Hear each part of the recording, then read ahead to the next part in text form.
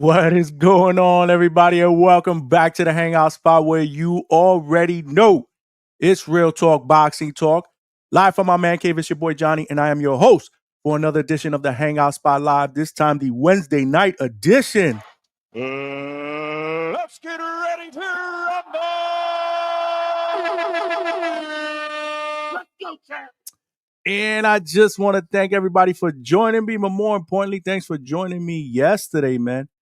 We had one hell of a show yesterday, man. We had WBA bantamweight champion Antonio Kingdom Vargas in the building, and it was an excellent interview, man. The man was just elevated to full champion not so long ago, and he spoke about a bright future. What he is looking forward to in his future. He's looking forward to unifying and becoming undisputed in the bantamweight division. Great interview. A man of God, a family man. Spectacular interview. But it didn't end there. We opened up the phone lines. We faced a little bit of adversity too, man. I was actually out of pocket for about 3 or 4 minutes because my internet went out. But everybody in the chat, y'all kept cooking, man. Y'all waited for me. We got right back in. We took callers. And then later on in the show, we had 154-pound prospect Ebenezer Stuntman Griffin. You know he's family here at the Hangout spot. He is 5-0, and he joined the panel for a little while to kind of give his take on the conversation that we were having about Boots Ennis and Teofimo Lopez. So if you did not check out those interviews, well, actually one interview and Stuntman on the panel yesterday, make sure you check it out at the Hangout spot on YouTube, as well as all of our other shows, man. We had banging shows last week as well. Today is no different. We're staying in the theme of the guys, the exciting guys in the lower weight classes. And tonight we have junior bantamweight title contender John Scrappy Ramirez. He will be in the building. He's flashy, he's flamboyant, and he's very, very exciting in the ring. He fights for Golden Boy Promotions. You've probably seen the man. I've always been a big fan of his because he reminds me of one of the fighters that I loved growing up, Hector Macho Camacho, because he has that flamboyant style, and he goes in there to fight, man. And his future is extremely bright. So he will be joining us in just a little bit. I just got off text with him. He's actually getting to his hotel in just a few minutes. But before he gets here, again, we will hold it down. We will hold it down. Another great show in store for you guys. But you guys know the deal. Before we get started, there's ground rules. If you're watching this live on YouTube, please smash that like button, as it will help me get this channel out into the algorithm of other boxing fans so that they know we rock out weeknights, 9 p.m. Eastern Standard Time. We're also doing weekend shows. Let's not forget the Border Wars, the Boxing Voice edition that we did last Sunday with Tip Bayless and Lobo. That was a legendary show. We're going to start doing more of those as Border Wars gets closer so that we could promote some of the fights on that card. That's going to be going down August 2nd in Wisconsin. Border Wars 16 amateur tournament that is obviously hosted by the Boxing Voice's own Nestor Gibbs. And that's going to be dope. That's going to be dope. So we're going to be doing some more shows around that, usually on Sunday evenings. But we're also doing shows on the weekends after fights. We open up the phone lines. We're doing it all here at the Hangout spot, man. So make sure you throw us a like, man. If you're watching this on Facebook Live, make sure you smash that like button as well. More importantly, come on over to YouTube, subscribe to the channel, man. And while you're there, pick up the telephone and tell a friend to tell a friend, man. This is how we're doing it up in 2025 and beyond. Right now, we're a small train, but if we want to turn this train into a locomotive, we're going to need more passengers. And with that, we're going to need more subscribers so that we can get the bigger and better interviews for you going forward. You guys know the interviews are my bread and butter, but we're doing a lot of different things here at the Hangout spot. Last but not least, I want the chat to cook, man. You know the deal, man. The chat has to cook. Y'all guys have to cook. But if you have any questions for our guest, John Scrappy Ramirez, again, I will be sifting through the chat. But if we expect a lot of activity in the chat and I can't kind of decipher what the comments are as opposed to the questions, the best way to make sure that you get your question or comment read is to super chat that, because those come up as a starred message. So I'll see those. And of course, if you provide your boy with a donation, you know I'm going to read your comment and I'm going to show you some love. Any penny counts. And if you want to provide any type of donation via Cash App, that is scrolling down at the bottom of the screen, man. But yeah, man, lots of shit going on, man. Scrappy Ramirez is gonna be in the building in just a few minutes. But let's see what we got, man. Let's see what we got in the chat. We got my man Johnny Dela Cruz from What's Your Hustle TV, what'syourhustle.com. What's going on, my brother Jay? Scrappy the Truth. Dope that he's joining the show. Looking forward to his next fight. Johnny, I don't know if you know this, man, but I'm repping the scrap season gear, man. Straight from what'syourhustle.com, man. The t-shirt, I'm repping that in full effect because you know what'syourhustle.com is family here at the Hangout Spot. We also repping the Scrappy, straight out the ghetto hat, man. So if you want to get your Scrappy hat, anything Scrappy gear, as well as the two-tone, the superstar gear, and some of the other popping shit that they got going on. You know the deal. We wear the shirts here. We wear the shirts here on the show on the regular, man. The tank t-shirt. You know, I just got my hair done 2 days ago. You know, we wear it all here. If you want to get your gear, make sure you check out what'syourhustle.com right there below, what'syourhustle.com. But more importantly, make sure you use discount code the Hangout Spot at checkout and you get 15% off your order. Let's go, champ. Yes, sir, man. We got t-shirts, we got joggers, we got hats, we got hoodies for male and female. We popping. We popping over that what'syourhustle.com. And they are family here at the Hangout Spot. So make sure you show my brothers some love. We got Alex Vega in the building hanging out in the chat at the Hangout Spot. I appreciate you, my brother. Appreciate you, man. You are waiting for the live. We got my man Mo Brains up in the building. What's going on? We outside. What's Your Hustle TV? Jersey Bob is up in the building. What's going on, Jersey Bob? We got David Garcia. What's good, chat? What's good, Johnny? Thanks for rocking out here with us on a Wednesday night. We got my man Mikhail up in the building. I'm actually on time today. What up, Johnny? Salute to the chat. You know the deal. As long as you come, you are part of the family. Alberto, what's going on, Alberto? What's going on, man? Thank you for rocking out. And again, man, I'm going to bring in my guest in just a minute. But if you want to make sure, again, that you get a question out there, I'm going to be sifting through the chats, but I'm expecting a lot of chat activity. So the best way to be able to do that is via Super Chat, because, again, I will see those as a start message. So I'll make sure that I get them up and about and get those read to our guests in just a little bit. Like I said, man, I'm a fan favorite. I've been a fan favorite of his for quite some time. He is flashy, he's flamboyant, he's exciting in the ring, and he's doing it up. His future is extremely bright. So without further ado, man, I want to bring in my guy, Scrappy Ramirez. What's up, baby? What's going on, Chad? Welcome to the Hangout Spot. Hey, What's what a this- welcome! What a welcome, bro! You got me putting on my shirt. You know I had to rock the it's scrap season, baby. Hey, man, I appreciate it, bro. You look good in it too. Nah, you know. And you got the hat on straight out hey, Come straight on, out the man. ghetto, man. I You know I don't appreciate you play. though. Nah, I appreciate you, my brother. How's everything going, man? Can't complain, bro. Living life, enjoying the struggle. You know what I'm saying? Staying patient, trusting the process. And Nah, currently, I'm in Vegas right now, so. Yeah, man, I just came from outside. It's hot. So I just have to put my shirt on real quick to handle business, you know.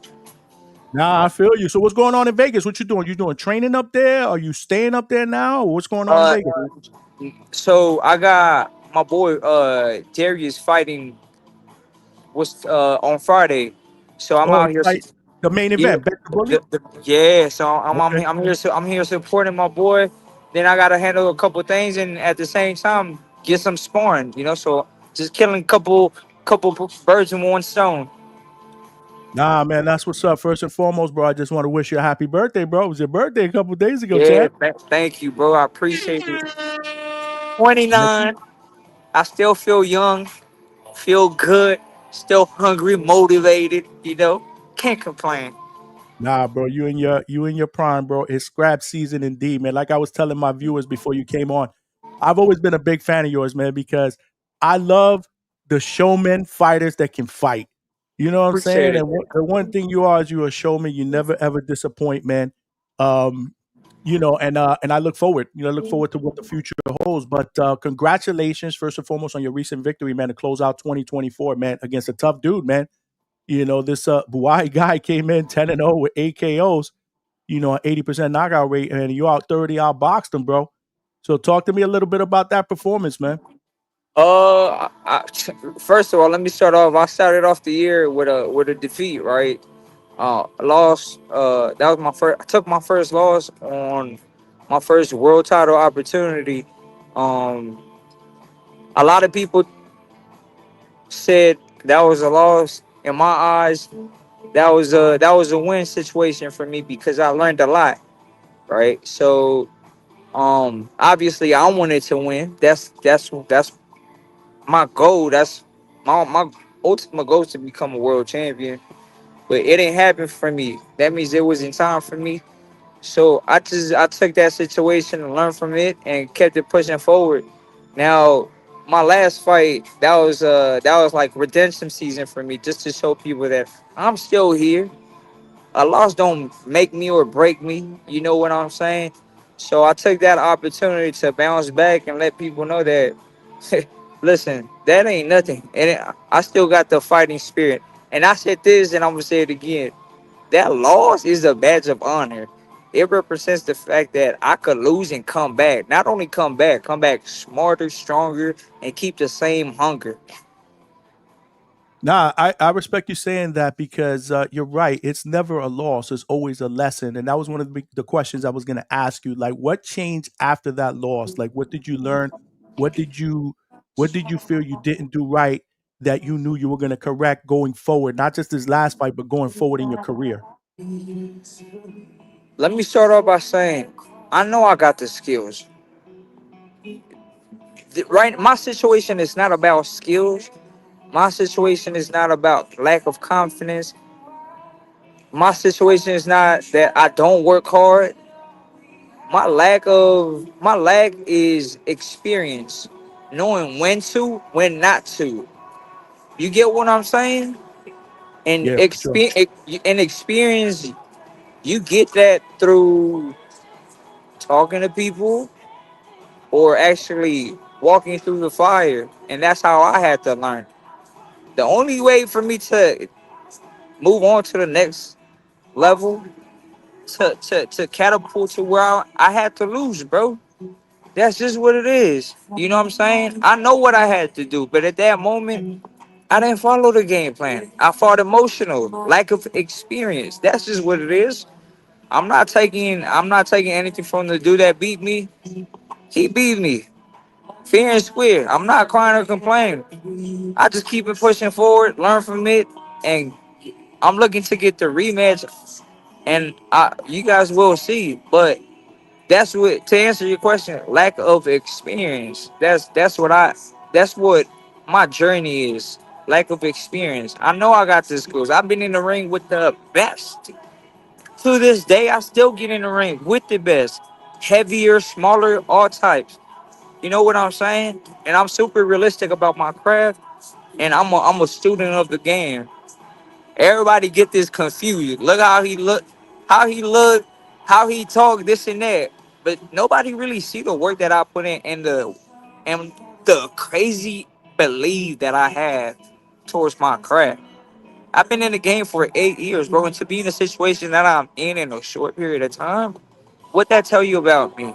That's not. That's not. That's not. I'm not bragging or that's not bragging. That's just a fact. You know what I'm saying? My work has paid off in a short period of time, and I continue to do that, bro. And a lot of people talk down on me because I really believe in myself, and they kind of, my confidence bothers a lot of people's insecurities. Let me say that. That's just what it is. I'm not saying that I'm better than you as a human. All I'm saying is that I believe that I could beat you. And if I believe that, I'll call you out. For example, when I got the opportunity to speak on the mic when I knocked the dude out the ring, the first people Joshua Franco and Jesse Bam. Why? Because those are the top of the weight class. And to be at the top, you gotta fight the best. And I'm still looking to fight Jesse Bam because he's one of the best in my weight class. He's number one. I'm number two in America. Is that simple, bro? This ain't about talking is one thing, but I really want to test myself. How far can I go? I don't I'm not afraid to take a loss. It's cool. I chose this life. That's why I call for these big fights. Come on, let's see what's gonna happen. Let me test myself. You only live once, make it the best. See, that's what I'm talking about, man. This is the Scrappy that I think we all fell in love with, man. I think a big misconception is like in life I've learned is that people confuse confidence with cockiness, right?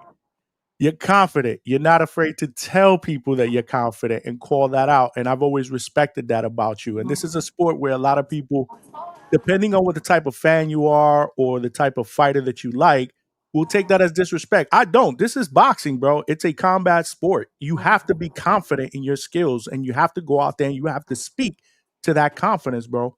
So I totally love what you're doing, man. And you're doing it with flair. You're doing it with flash, which I think is beautiful for the sport of boxing, man. You're showing your personality, bro. I love it. Hey, look, I'm doing it with passion and fun. That's what I'm doing. That's what you see, bro. I'm having fun with what I do. You know, a lot of people criticize me for showboating. That's not me. That's what y'all think I'm showboating. You really no? I'm in the ring having fun. I'm feeling myself. Mm. That's how you. That's how you. That's let me just create my art. But people always want to step and judge you doing things. Like at the end of the day, bro, I'm in control of me, so I gotta continue doing what I do and making sure that I do what I need to be doing, so I can stay where I'm at. You know what I'm saying? It comes with the game. People will hate you or love you. There's no in between. So you gotta know that. And you know when you're in public size, you will get judged at the end of the day. So ignore the outer circle and focus in the inner circle. My mentor tells me all the time, keep the blinders on. Just focus on what's ahead of you. That's all. And that's the reason I am where I am. Well said, man. Well said. I love it, man. I'm here with John Scrappy Ramirez, man, junior flyweight contender, baby. He's in the building, man. We got the chat cooking already. But before we talk about Was popping chat what the the, chat saying. the chat is cooking, bro. They showing you love, man. They Que dice showing mi you. gente, que dice mi gente. First of all, we got our brother up in the building, bro. Oh What's your yeah, Johnny. hustle.com with a $10 super chat? Hey, shout out to my boy Johnny. Johnny, long story short, Johnny's been with me since I started my career. I think it's been 5 years. And you know, from day on, from that first day, he's been supporting me, helping me with my fits, making sure everything is good. And we created this brotherhood, and he got his own thing going on now, family, but he's a person I respect and appreciate a lot.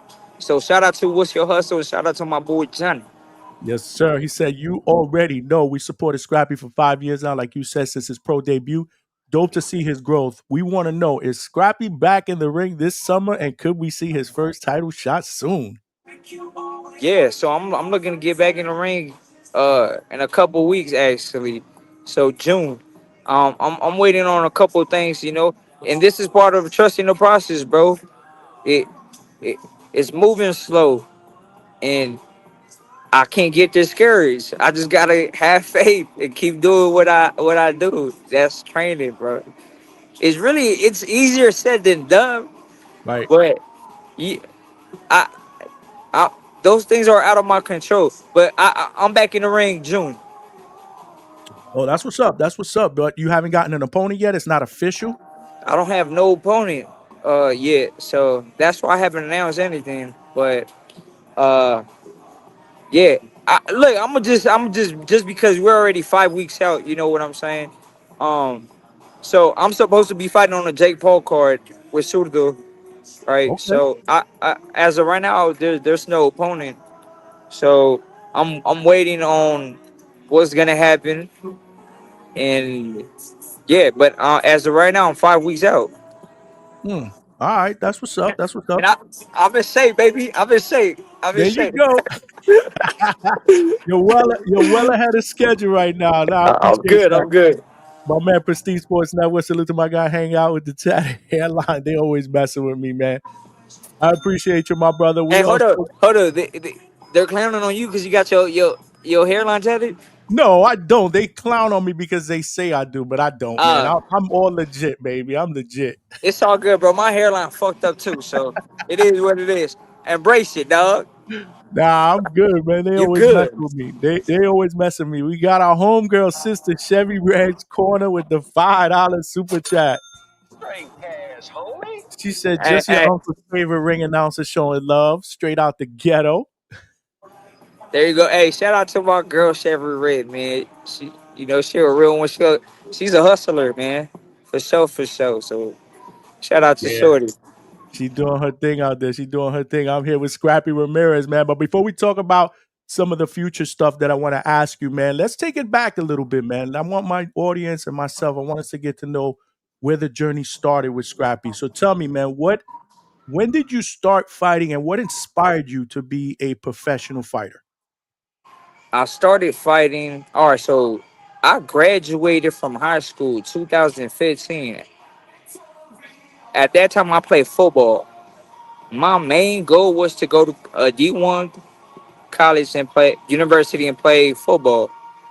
But my issue was school. I didn't like school, so I got lost in the streets. Right, I'm straight out there in the city, bro. So it's easy to get caught up in that lifestyle. And through the process of just me being tired of being in the streets, I'm like, yo, I got something got to change, dog. Like, what am I going to do? I'm not working on 9 to 5. Like, I got to figure this out. So I've actually never told this story complete, but I tried to enlist myself in the Army, Marines, Air Force, and I got denied because of my tattoos. As you can see my neck. I got tattoos all over my body. So I got. They said no. I didn't get Mm, approved. So then one night I was at the crib smoking weed, high as hell, watching a fight. It was Pacquiao versus Floyd, and I seen Floyd do a pull counter, and I'm like, you know what, bro, that look easy. Let me try to box, and that first thought was the thought of like, yo, I think I could do this. I could become a world champion. The following day, I looked up the nearest gym, and the nearest gym was Wild Card. Walked in Wild Card. I'm like, yo, I want to box. What's the whole process? Obviously, they didn't take me serious because Wild Card is known for a lot of people saying that that's the go-to. Yo, I want to box and become a professional boxer. So everybody just laughed and kind of brushed me off. So I showed up every day. I was consistent, and people noticed my commitment. The fact that I was improving quick, and the mhm. fact that I think after a month I was already working with pros and actually giving. I wasn't giving them work, but I was doing pretty good, and they were like, "Yo, like I think we got something." And then from that point on, that everything was just hard work and dedication, and just Freddie Rose giving me the opportunity to be around, soak up the game, and he actually played for my first national tournament. He's like, "Yo, I got you a flight ticket, a room, gave me money for food, and I got my first national tournament experience." That was That the was start. that's dope, man. That's actually a dope story, man. And were you around like Manny Pacquiao and stuff like that when he was So in the at that Nasdaq? time, Pacquiao. So Pacquiao was he fought. That was the last time he was around. You breaking up? You breaking up a little bit, champ. Hold up. I can Can you hear barely me? hear you. You're coming in and out. I can hear you a little better now. Can you hear me now? Yeah, yeah, I can hear you now. Nah, you're still coming in and out. That's better. Go ahead, keep talking. Let me Hold see. up. All right, let me see something real quick. I can hear you good now. You can hear me? Yeah, yeah, I can Perfect. hear you now. Yeah, yeah, I can hear you now. There you go. Let's do it. I can't. I can't, man. Um, I go ahead. I can see. Yeah, go ahead. Nope, you coming in there and you out go. again. Here, there you Yeah, go. yeah, yeah, yeah, yeah. Go Can you hear ahead. me? Yeah, All yeah. right, perfect. Hey, what's the question? Oh, when was last pack? So last time Pacquiao was at Wild Card was when he was getting ready to fight Adrian Broner. So I saw him a few times, but through the process, I saw a lot of world champions in and out, especially at the bottom gym, the private gym, Mhm. and soaked up a lot of game, asked a lot of questions, spent a lot of time. How long did you fight as an amateur before you decided to turn pro? Are you hearing me? Scrap. I think you're in a bad area, man. I can see you, but I don't think you can hear me. Why don't you try jumping out and jumping back in? All right, man. He's having a little bit of technical difficulties. Could be the connection where he's from, but we're gonna try to get him back right now. I'm back like I never left. There you go. Now, yeah, I can hear you perfect, man. You I'm had a bad back like I connection never before. left. It's all good. There It we go. happens. That's how we do. We It face happens. adversity, bro, and It we win like happens. champions. We face adversity and we win like champions, bro. There you go. So I was asking you. So you had obviously wild card gym access to a lot of great fighters, like you said, champions, a lot of experience. But how long were you fighting in the amateurs before you decided to turn pro? So I did in the amateur. I spent uh 3 years in the amateurs. It was 3 years. Then COVID hit. Then I was about to make my pro debut before COVID, and a week before my fight, they had canceled my pro debut, which I was supposed to fight under 360 promotion, Tom Loffer, and I spent that whole year just prepping for my pro debut. And after COVID, I made my pro debut, which was 20. I think it was at the end of 2020.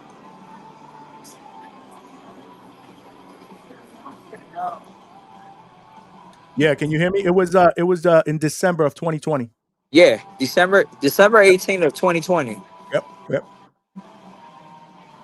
So when you decided to turn pro though, you didn't have you mentioned Tom Loeffler, but you weren't working with Golden Boy at that time, right? No, at that time I was a free agent.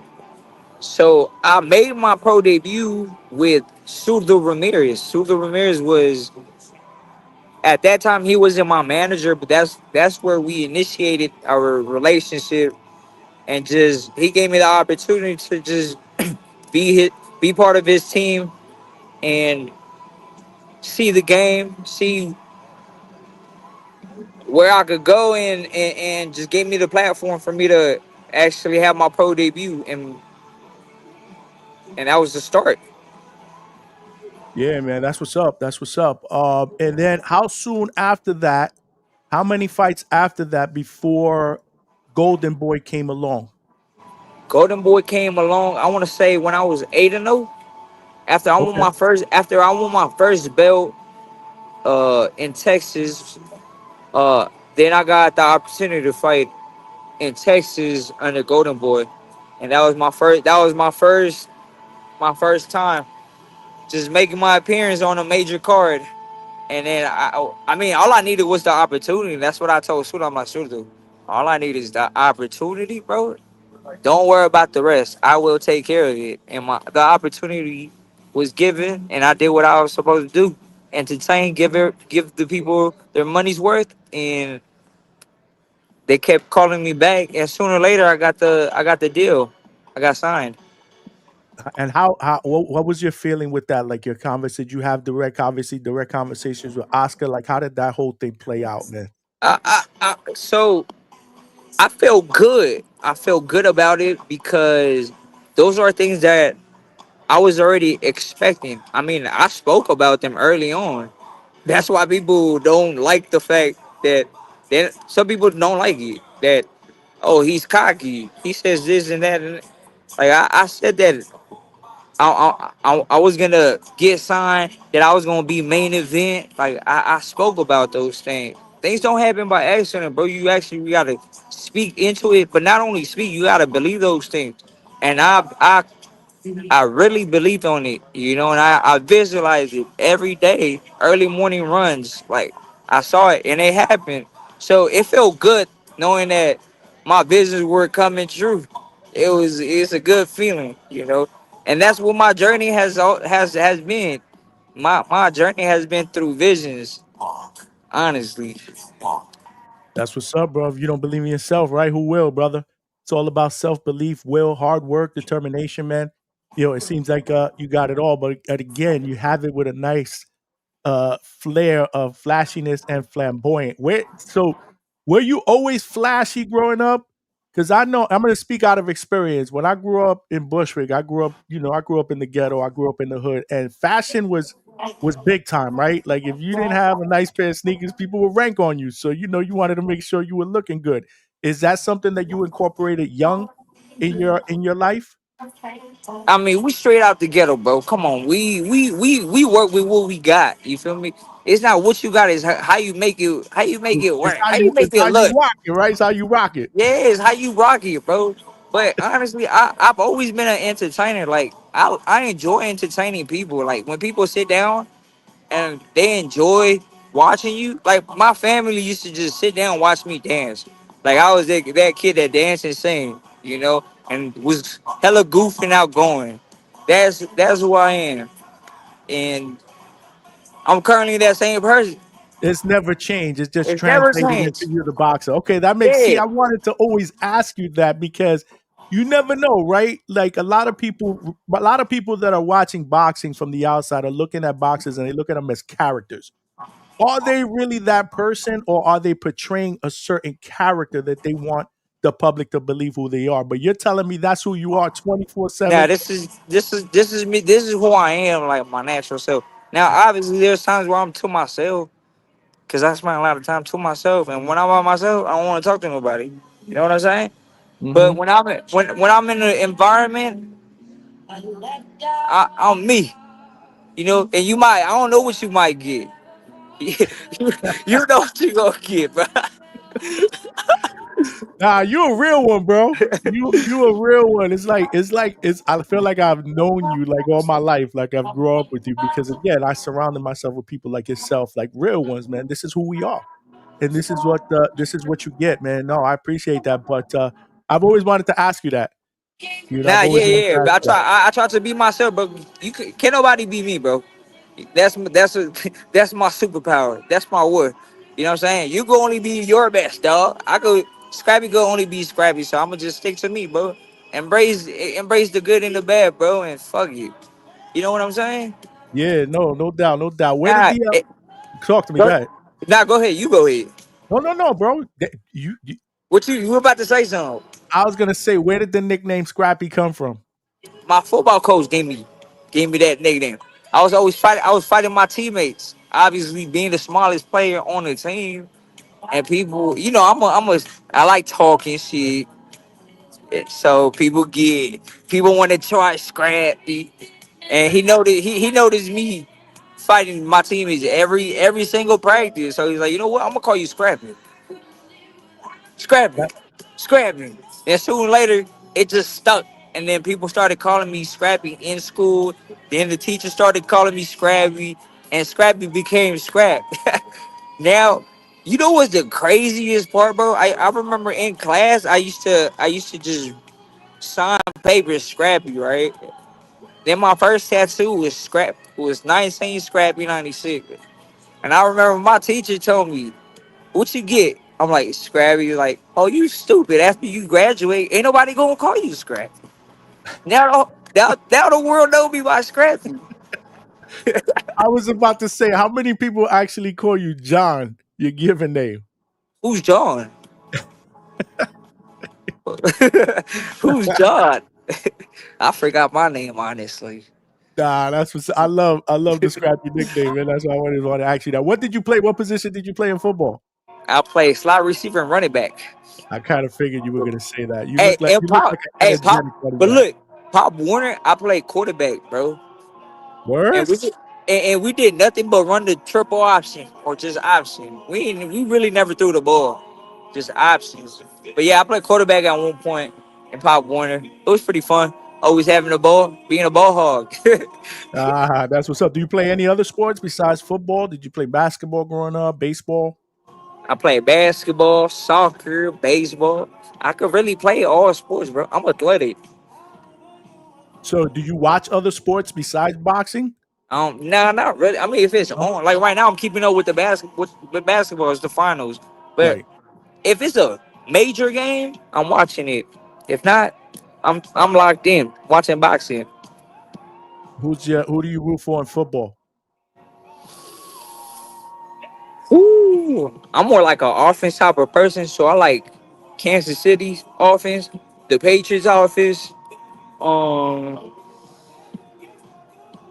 yeah, I don't really keep up with it like that. I'm Okay, not gonna. Yeah, I'm a fan, I got you. and I don't have a favorite team.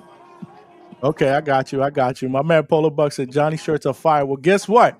This is the official Scrap Season T-shirt.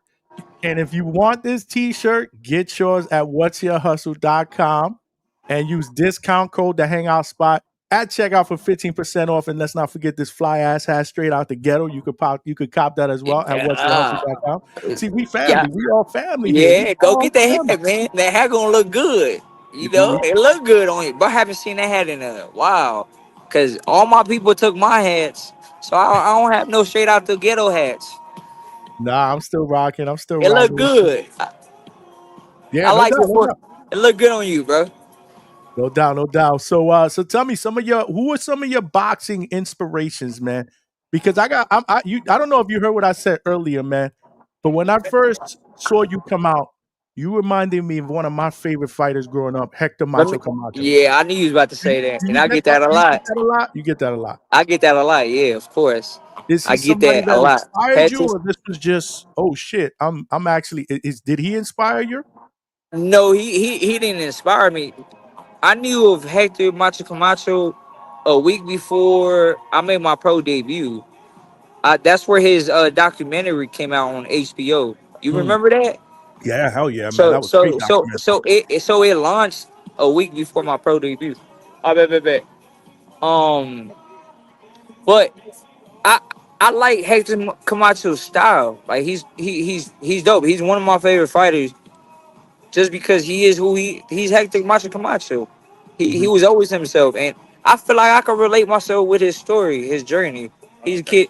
He's a kid straight out the ghetto as well. You know what I'm Spanish saying? Harlem. And Yep, Spanish Harlem. yeah, and boxing just gave him a purpose, gave him the lifestyle. Boxing gave him the opportunity to create the lifestyle that he wanted.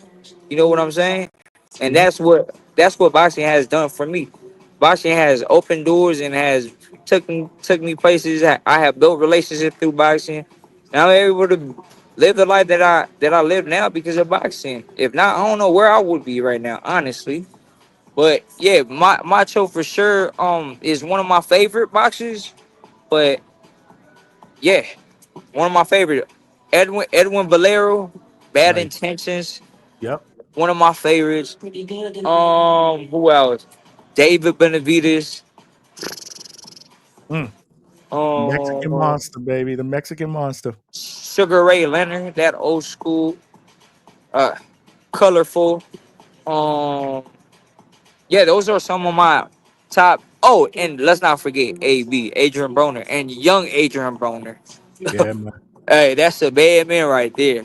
Yes, sir. Those, In the lower weight those, classes, man. He was a monster. those are my favorite boxes. Ah, that's a great list. So do you and I ask this question to all fighters because it's surprising the answer I get. Are you a fan of boxing? Like Saturday night, there's a pay-per-view card. Are you home watching it, or you're like when you're not fighting, you're not really kind of No. I'm watching high level boxing for sure.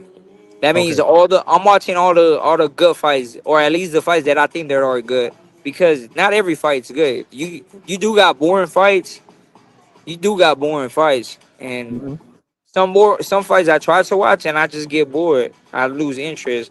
But my progress came through watching fights, honestly. Cause I still moves. That's Okay, what I yeah, of do. course. Yeah, I yeah, you watch have to. boxing. I watch boxing, and I pick up game, and I still, and I make it. I add them to my style. My Yeah, no, style, absolutely. my style is a little bit of everybody's moves mixed into my style. You know what I say? That's what I've done. That's funny because I was gonna ask you. So let's say nobody's ever seen you fight, right? And I'm trying to compare you to some of the great fighters because that's usually what we do, right? A young fighter, we see him, we're excited about him. We're like, yo, you know this kid Scrappy? He reminds me of so and so fighters. Who would you say you took a little bit out of that you feel you resemble stylistically? So the one that shocked me personally, uh,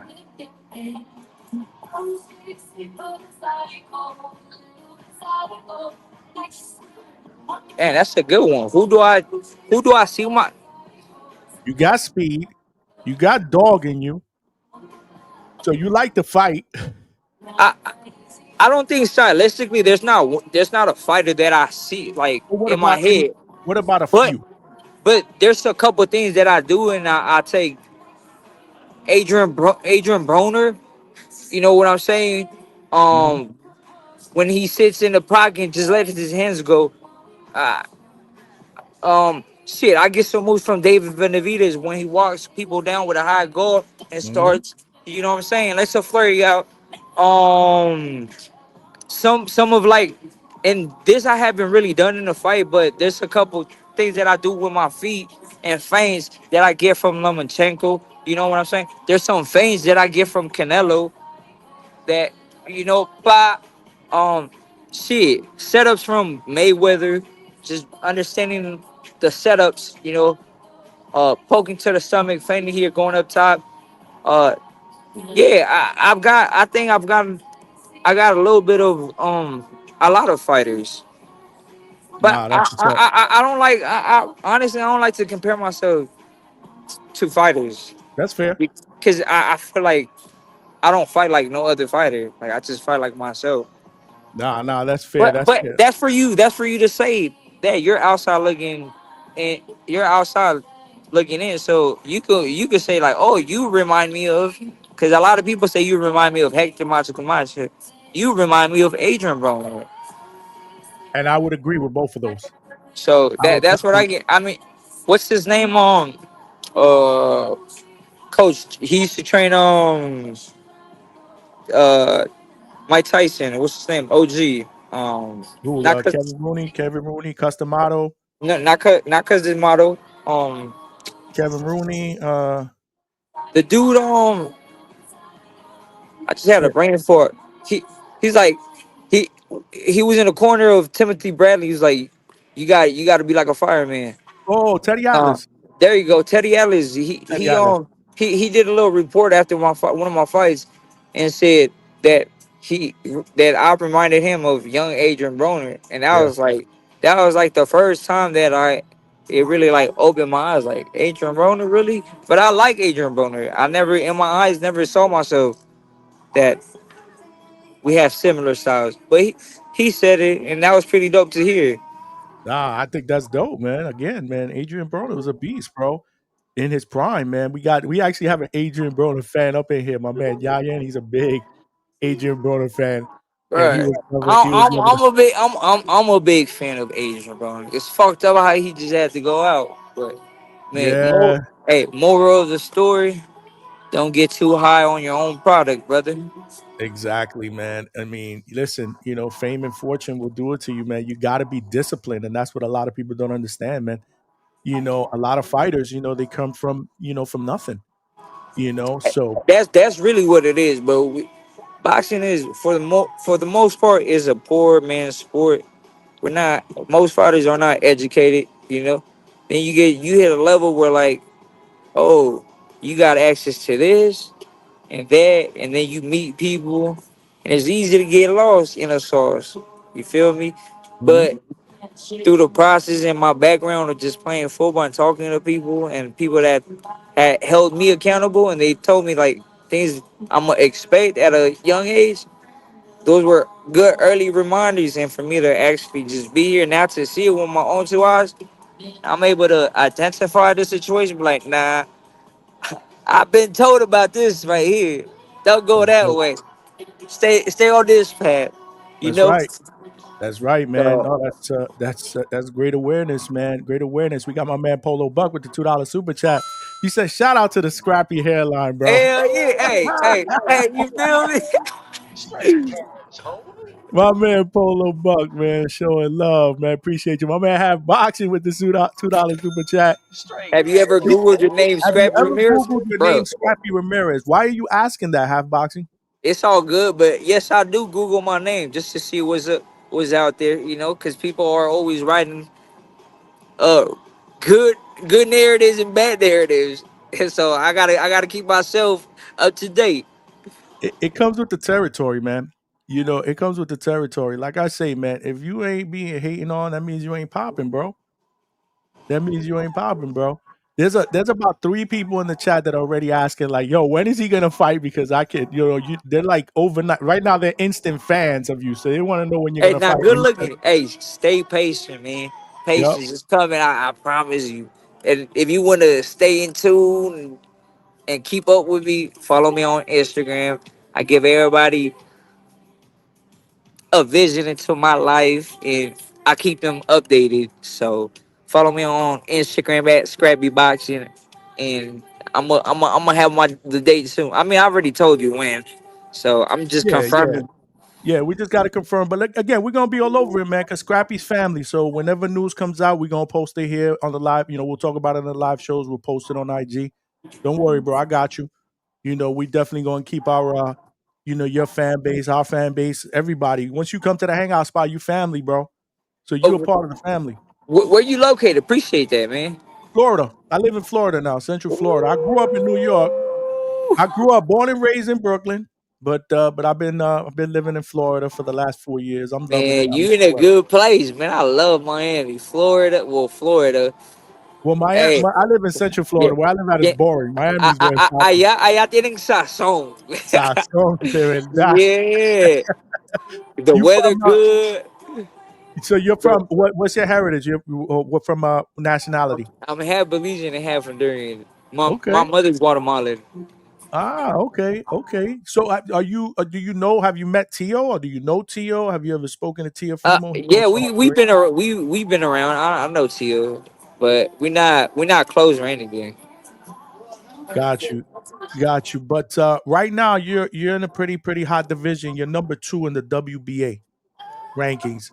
Chocolatito is number one. Then obviously you got Fernando Martinez as the champion. Do you ever envision a fight with Chocolatito? So when I received the text message that I was number two and I saw Chocolatito at number one, I called my manager. I'm like, hey, can you make this fight happen? So my first option was Chocolatito. Two was Cesar Martinez because he's moving up to 115. Okay. So those are my top two fights that I wanna have before I either get my rematch or a world title, or if the Jesse Bam opportunity, if it opens up, then I'm taking it as well because he needs a good dancing partner. Yeah, yeah, for sure. And that's another question I have for you. How realistic is it that we see that fight at some point in the future?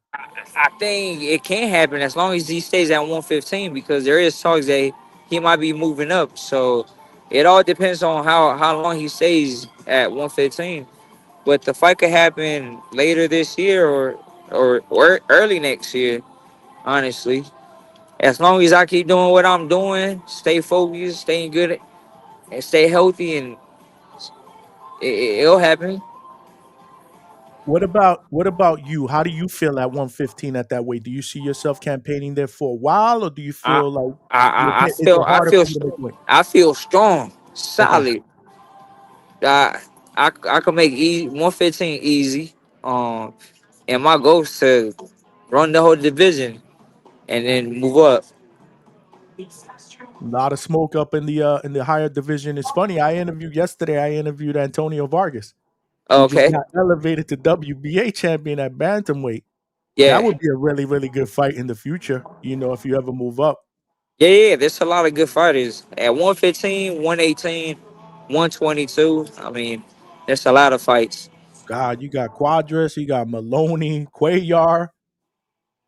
I mean, I want to see you up in there against those names, man. I got to see you win that title, bro. That's going to be epic, my man. It's gonna happen, bro. I mean, I'm pushing for it. So as of right now, I just gotta be patient. That's all, bro. Patience, patience, patience. I know that you collabing obviously with What's Your Hustle and they designing all your gear. Do you have something special in store? Does Johnny have something special attire wise for you for your next fight? Stay tuned. Make sure you grab your popcorns. June 28th, you'll see, baby.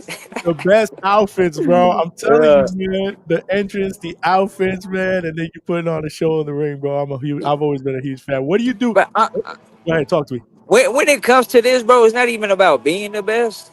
That's not. I just remove my whole energy towards like that word, just the best. Just be be be the best for you. You know what I'm saying? I'm not. It's not. I'm not competing with the outside world, bro. That shit dope to me. Mm, The fizz are dope to us. You know, and a lot of people appreciate the art that we just make. You know what I'm saying? yeah, There's a lot of dope people with dope fits. So it's not about competing about who got the best fit. That shit, I'm not with that, bro. it's what you like. It's your It's preference. it, it's Like, what I like. Yes, that's really what art is all about. When you create art, you don't think about who's gonna like your art. The artist must like their art, and if it's good art, a lot of people will appreciate your art because it's dope art. You get what I'm saying? It's yeah, unique. yeah. So does Johnny kind of have a general idea where you're going with what you like to wear, or you Nah, guys? we sit down and brainstorm and just talk. You know, I tell him what's my vision, and we just start brainstorming, and we come up with these ideas, these fits, and boom, we have the magic product. That's dope, man. I love it, man. Keep being creative, man. Keep thinking outside the box. That's what people like to see. People like to see what's different, what's innovative, what they've never seen before. And you provide that aspect to the fans, man, including myself. I love that. I love the creativity part of it. Because I like to consider myself having a creative mind. Kind of thinking outside the box. But what do you like to do when you're not fighting? Like when you're chilling, like you're decompressing away from boxing. What do you like to do in your spare time? I, Hobbies. I like to live life, be out and about, have new experiences, travel. You know, um, just looking for opportunity. Really, I mean, I I love what I do, which is boxing. So that that stays in touch. Like I'm still learning. I'm still watching film, but I like riding horses, bro. I like hanging out with my family. Uh, I like hooping, swimming, enjoying Hmm, the sun, walking, playing soccer. You know what I'm saying? Going to the movies, reading some books, yep. drawing, creating art. That's what's up, man. You know what I'm saying? I just dabble myself in different things and just try it out. If I like it, I keep doing it. Try to expand my knowledge, uh, my interest. That's all. I don't got it all figured out, bro. I'm still trying to figure it out. Ah, bro, I respect the realness. I feel like it's one of these days. I gotta hang out with you one of these days because I think it would be just epic just to be around you, your Hell energy. yeah, bro. Look, we hang out with no plans, bro. Let's see where the wind blows. Let's do it, man. Let's get it. Let's get it. I love to be able to get to one of your camps too, man. Spend a day with you, just chill, man. I like doing that with a lot of fighters as well. Oh yeah, hey, listen, you got an open gym here at Brick House, so you can get a ticket, fly here, and you can spend a whole day. Obviously, let me know ahead of time so we Yeah, could press some things. You know what I'm saying? yeah, And yeah. we have a good time, bro. We're gonna make it happen. We definitely gonna make it happen, man. Have boxing with the $2 super chat. Do you ever give Steve answers? Not sure what that means. Not Well, sure what my that means. Have boxing. My middle name is Steve, so I don't know what that. Oh, is that what it is? I don't know. Do you ever give Steve answers? Yeah, what Hmm. that mean? Not sure what that means, but he did say I'm Ramirez too. So all love from here, man. He's also a Ramirez. There you go. You a far cousin. That's what's up. Definitely, definitely. Best piece of advice someone's ever given you, champ. Stay true to who you are. Mm, I hear that. I hear that. And if you weren't a pro fighter, what would you be? I mean, coming where I come from, bro. Honestly, lost That's a real answer, bro. because Damn. because because a lot of people to this day are still stuck where they're still stuck, lost. You know what I'm saying? That ain't Mhm. no judgment. It's just that's the fact, bro. So yeah, if I didn't have boxing, I'll probably be lost. You know, one of my brothers is in prison, one is dead. So I don't know. Nah, that's a real answer, bro. That's a real answer. One of the things that bothers me, and I know you've been here for a minute. I'm here with Scrappy Ramirez, man. He's in the building, so I just got a couple more before I let you rock. But one of the things that bothers me about fight fans is they don't really give as much love to the lower weight classes that they should be given. You know what I'm saying? Like they'll give the love to the higher weight classes, but meanwhile there's dogs in the lower weight classes. Does that bother you? That fans don't give love like that, like they do to the lightweights, to the welterweights, to the heavyweights. No, because I'm gonna be honest. Some of these fighters are boring. Like you gotta entertain, bro. We're in the business of entertainment. Why do you think the Right. WWE are they're in business? Because they know how to entertain. The shit they do is not real. It's fake. They don't punch. They don't hit people. That's all in that. But it's all entertainment, and people pay to watch entertainment. So the business I'm in, I entertain. I'm a fighter, and I entertain. I give people their money's worth. So no, I don't hate. I don't hate on that fact. It is what it is. But I don't put myself in that category. I remove myself from the sequence, and I don't even see myself as one of those lower weight division that don't sell. I just entertain. I love it. I love it. Chevy Red came back with the $5 super chat. She said, if you could sit and talk to anyone for the time it takes to finish a chess game, who would it be? Chevy Red Corner. I can't hear you. What was that? You broke up. I said Chevy's Red Corner.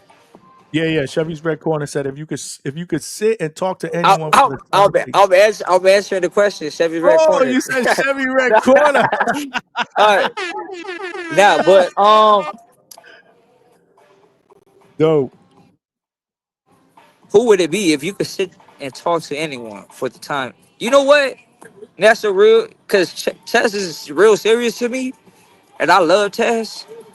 So one person I would actually speak to is my father. Play the game and talk to my father. That's what's up.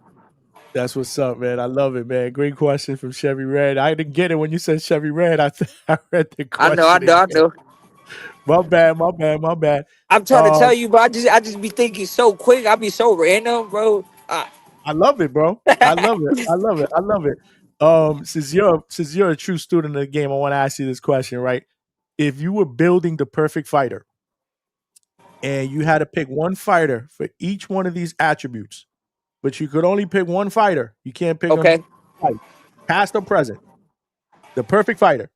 Who would you pick for speed, Pacquiao, power, Canelo, footwork, Lomachenko, defense, Floyd, ring IQ? Floyd. Can't pick the same person twice. Oh damn! All right. Sugar Ray Leonard, Okay. Heart and determination. B Hop. Hmm. Ooh, that's a good one. That's a good one. That's a good one. I don't get that one too often. And last but not least, obviously, we live in a day and age of, you got to be able to market yourself. So star appeal. Well, you said I can't pick the same person twice. Obviously, Conor McGregor. Conor McGregor. Okay. I thought you were going to pick yourself, bro. I'm not trying to be selfish and be like, oh, Scrappy. Look. This time around, I'm gonna play the game how it's supposed to, or else I would have been like Scrappy. But now I ain't gonna do it like that. Nah, that was dope, bro. That was dope. I love the answers, man. I love the answers. What about one word to describe Oscar De La Hoya?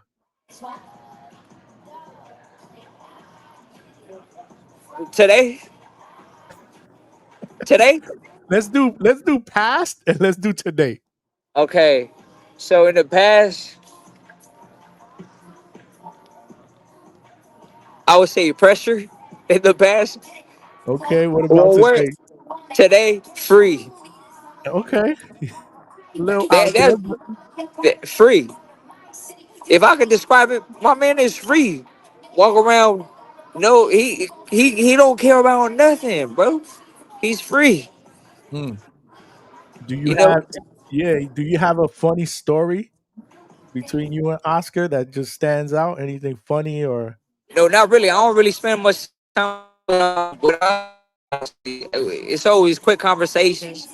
Short, quick. The person I really spend a lot of time is Beehive. Beehive is my OG. He's the mentor. I'm always asking questions. So that's the person I really talk to a lot. got you? He gives you advice too, right? A lot of advice and stuff. He's been through a lot in his career. He's a legend. Yeah. He's been through a lot. I mean, his journey, bro. Straight out of prison. You know, I think the biggest thing for just the way he went about his business. Yeah, you breaking up again. Can you hear me?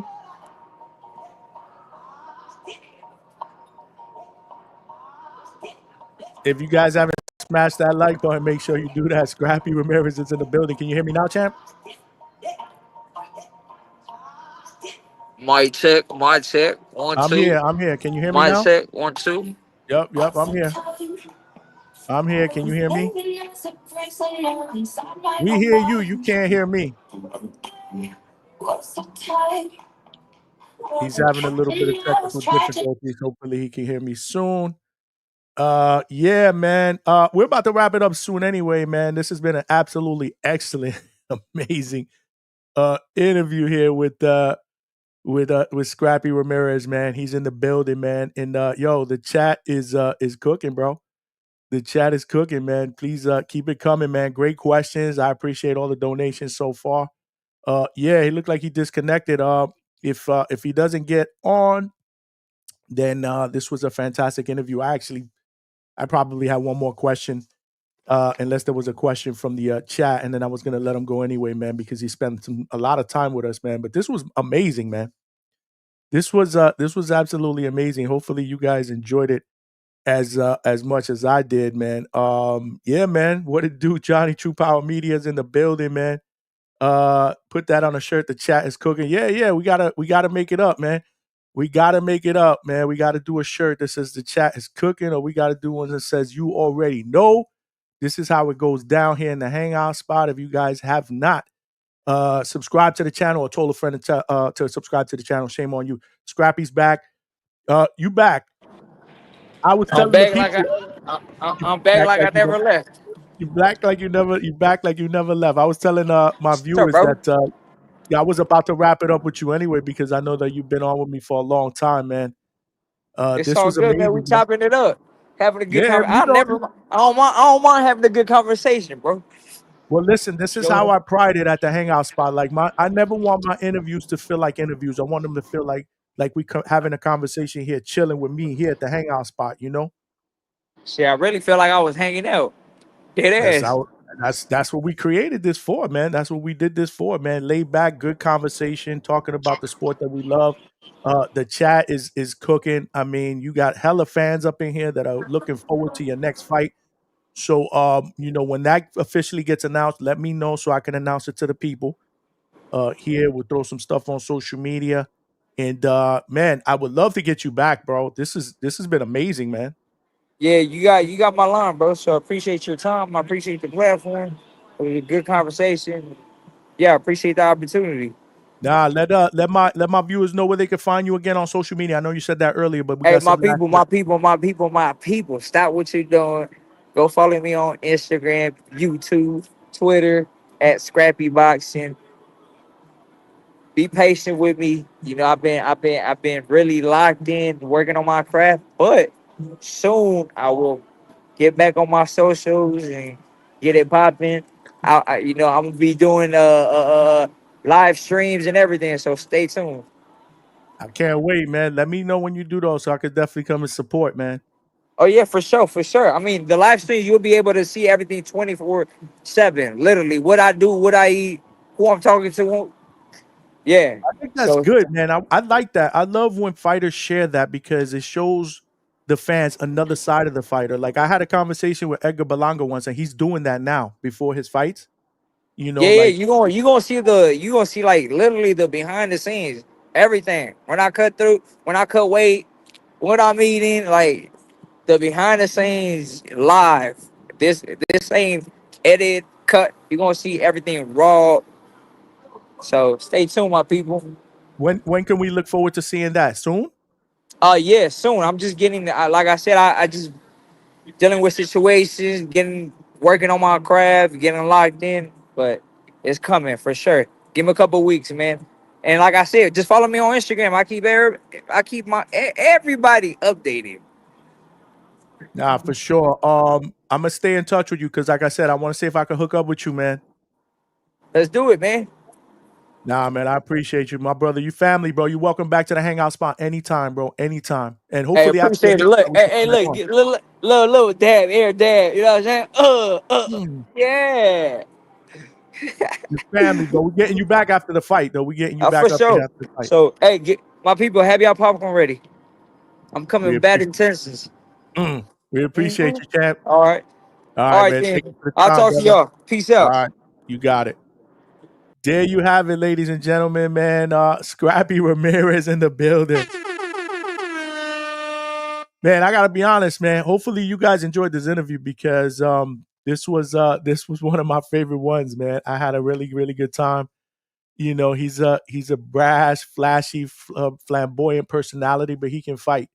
You know, and if you didn't see this entire interview, I know a couple of you guys kind of stepped into the chat late. Make sure you go back after this episode to the Hangout spot on YouTube. As soon as my lives are done, they go right to YouTube. No editing, no nothing. We raw, we 100%. This is how we rock out on the live shows. We go, we throw it right on the channel. You can check it out. Great interview, man. Gave me an insight of, you know, his upbringings. Obviously, he grew up in the streets, man. Straight out the ghetto. This hat is a Scrappy Ramirez line from whatsyourhustle.com. This is the Scrap Season t-shirt, and there's a lot of other t-shirts. In fact, this is another t-shirt inspired by the Scrappy line. We chose this life. You could get this t-shirt, you could get this one, and you can get all the other t-shirts. Somebody in the chat, I believe it was Polo Buck earlier, said that I'll be rocking some banging t-shirts. Well, all my t-shirts, bro. Whatsyourhustle.com, bro. The tank t-shirt, all the fight themed t-shirts, you know, with the lettering on it, you know, protect your chin, all those t-shirts, this hat, whatsyourhustle.com. Check them out. It ain't just t-shirts though. It ain't just you know, boxing, MMA, combat sport themed t-shirts. We got hats, we got hoodies, we got joggers for men and women. My wife got a banging set, you know, from whatsyourhustle.com of a jogger set, top and bottom. Check them out, man. Whatsyourhustle.com, right there at the bottom. And the best part about it is they family. So if you use discount code the Hangout Spot at checkout, you get 15% off your order. Go and do yourself a favor and support the movement at whatsyourhustle.com. My man Johnny Dela Cruz is doing it up. And make sure you check out my man Johnny Dela Cruz's YouTube channel as well. What's Your Hustle TV, man? I mean, you know, a wide array of boxing shorts, another great personality doing it up. in the boxing community. We got to support our boxing content creators, man. This is how we do it up, man. We show support, man. We show support. And you know how it is here, man. True family theme in the hangout spot, man. You come here and it's like you chilling with me. I love that vibe. Obviously, Scrappy loved the vibe as well. I can't wait to get Scrappy on again. For those of you in the chat that are coming in late, he's looking hopefully to get on that Jake Paul card at the end of June, where Jake Paul is fighting against Julio Cesar Chavez. Zurdo Ramirez is also fighting in the co-main event on that card. Again, this is a Most Valuable Promotions Jake Paul card that he is headlining against Julio Cesar Chavez Jr. right now. Scrappy Ramirez is putting the finishing touches on hopefully getting on that card. That's what he said earlier, but it's not official. So, there hasn't been an opponent that's named. It's not official, but hopefully we see him on that card when that comes about. We got Attorney Bailey. What's going on, champ? You in the building. Attorney Bailey is in the building with the $2 super chat. Get the money. Dollar bill, yo. Scrappy reminds me of Camacho, good fighter. It's funny because I told him that. When I first saw him come out, he reminded me immediately of Hector Macho Camacho. He said he gets that all the time. When I said there's one fighter that you remind me of since you came in, he said it before I said it. Another fighter is Adrian Broner, and I think those personalities, those guys that aren't afraid to show their personality, their true colors, who they are. We asked Scrappy, is this how you are all the time? Because, as fight fans, we're always wondering, are we looking at the fighter, the real fighter, or are we looking at a character that he's trying to portray, to the public, but he's different behind the scenes? And Scrappy is that type of personality. That's who he is.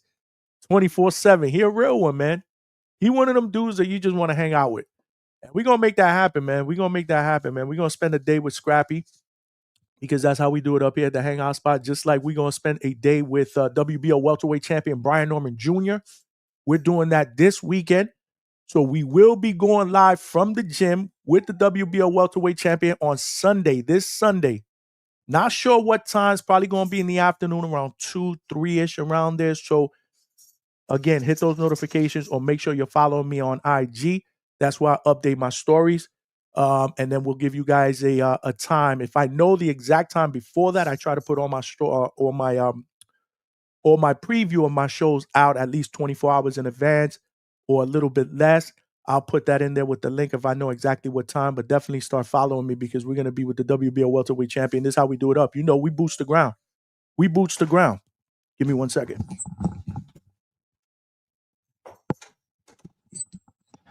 My bad. I had to let the dog out of the room, man. But yeah, we boots the ground, man.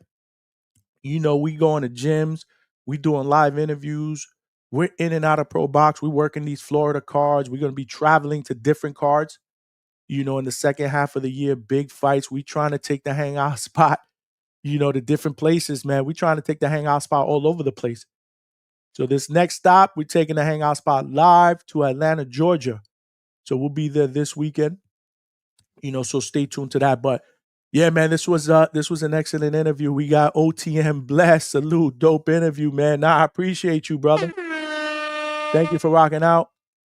No loosey goosey, good quality. If you're talking about the t-shirts, Polo Buck, yeah, man, these are good quality t-shirts as well, man. This is not bootleg shit, bro. The material of these t-shirts is on point, bro. Trust me when I tell you, man, you're definitely going to get your money's worth, man. Definitely go to whatsyourhustle.com and support and use that discount code so you get 15% off, and it kind of helps all of us. Every penny counts, because we putting in that work. We are putting in that work. Michelangelo, what's going on, my brother? My man. Johnny, you're a real one. Nah, I appreciate you, man.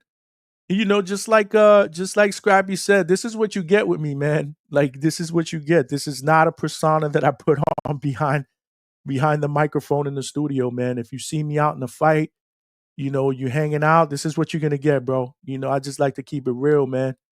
Always chill vibes with me, man. We need him on the Boxing Voice. Yeah, I mean, that's got to get him on, bro. OC the boss, what's going on, man? Man. Johnny, I'm late, just tapping in to the show, the Hangout spot. Show me love. I appreciate you, man. If OC, you missed a good interview, man, with Scrappy Ramirez, bro. He a real one. You have to go back and check out this interview. I'm telling you, man, it was dope. It was dope, man. It was like I felt like I was hanging out with one of my boys that I knew since I was like 7, 8 years old, hanging out in the streets of Bushwick, bro. That's what it felt like to me, man. I thought it was a very, very entertaining interview. Yeah, half boxing. He said that y'all probably long lost cousins. That's what's up. Uh, yeah, for sure, man. I'm pretty sure that there are a few people in the chat that are gonna start keeping their eye on a Scrappy if they haven't already. If you haven't, you're crazy. I mean, he's been on major DAZN cards. He fights he fights under the Golden Boy banner. Oscar De La Hoya. You saw we talked a little bit about his relationship with Bernard Hopkins at the end and how that whole thing came about. They signed him after his 8th fight, but he was fighting on undercards for Zuldo Ramirez. So Zuldo Ramirez, obviously him and Zuldo are really, really good friends. But that's what you got to do in this boxing game, man. Just come in, make your mark. And if you're putting together good fights and you're flashy and you're doing it, in good fashion, then you're going to garner some attention from these major promoters. And that's what it's all about. Because becoming a pro, if you're not signed right out of the amateurs, to a promotional deal, it's hard. It's hard to be able to go up there and prove your worth, before somebody comes and they notice you, man. It's not easy being a fighter. Chevy Red Corner, I appreciate you, my sister. Thank you for rocking out on my live, man. You got to come aboard more often. In fact, I'm trying to see if I can get Chevy Red on the panel one of these days, bro. So we could talk that boxing shit. She's doing her thing. She's hitting the fight events, boots to ground. Rising ring announcer. I know that's her true passion. So she's doing some ring announcing, on some cards as well. So don't be surprised if sister winds up being a ring announcer for one of these major fights one day, bro. She's definitely up and coming. And she's yelling at me because she want a wrench. I got you, sis. We gonna get you a wrench. We gonna get you a wrench, man. But you got to pull up, man. Pull up on here. Hit me up. We'll get you up on the panel as well, so we could talk that boxing shit. But yeah, man. Great interview. Absolutely phenomenal interview. We got hella fights coming up this weekend, man. We got hella fights. I know that Scrappy has said he's in Vegas because he is supporting his guy, Darius Fulgham. He's going to be fighting the main event Friday night in Vegas on a DAZN card. And that will be televised, obviously, on DAZN. And he will be fighting against Beck the Bully, man, Bektamir Melikuziev. That fight's going down this Friday night in Las Vegas and will be streamed on DAZN. And let's not forget, we got Saturday night. This Saturday night at the Michelob Ultra Arena in Las Vegas, the main event will be Caleb Plant against Jose Armando Rezendes, who is 15-2. They are former sparring partners. He has 11 knockouts. He's going up against Caleb Plant, who's 23-2, 14 knockouts, one of the best fighters in the super middleweight division, former champion. And then in the co-main event, you got the return of the undefeated Jamal Charlo, who is coming back from a long mental health layoff, 33-0 with 22 knockouts. Is he going to come back as the same Charlo of the past? We don't know, but he's going up against my guy. He family here in the Hangout spot, Thomas Cornflake Lamana. Lot of experience on Cornflake's side, looking for the biggest win of his career. He's 39-5, one draw with 18 knockouts. And this is his do or die moment, man. You get the feeling that this is it for Thomas Lamana, man. He's got to win this fight. And I think that, the opportunity is there, man. There's a lot of question marks around Jamal Charlo. I'm sorry. And I may be a little biased in it. I know most people are going to pick Jamal Charlo because of what he's done in the past, but I'm just looking at what he's become the last couple of years and all the issues that he's had with mental health and alcoholism and all this other stuff, man, that can't be ignored. Hopefully for his sake, he's beyond all that. Remember that first press conference, that first virtual press conference where I had question marks if he was sober I know there's a lot of people that went back and forth with it. A lot of people agreed that he might have not been sober during that press conference. Some people said that he was, and that's just who he is. I mean, I got the feeling that that he was on something, but I could be wrong. He was obviously a lot different in the face-to-face press conference that they did a few weeks after that in Los Angeles. But for his sake, hopefully he's good mentally, and he's beyond all those demons, and and he can resume what was a Hall of Fame caliber career. But if not, I mean, I think this is the perfect opportunity for a guy like Cornflake to shock the world. We've seen this type of stuff. So, we've seen this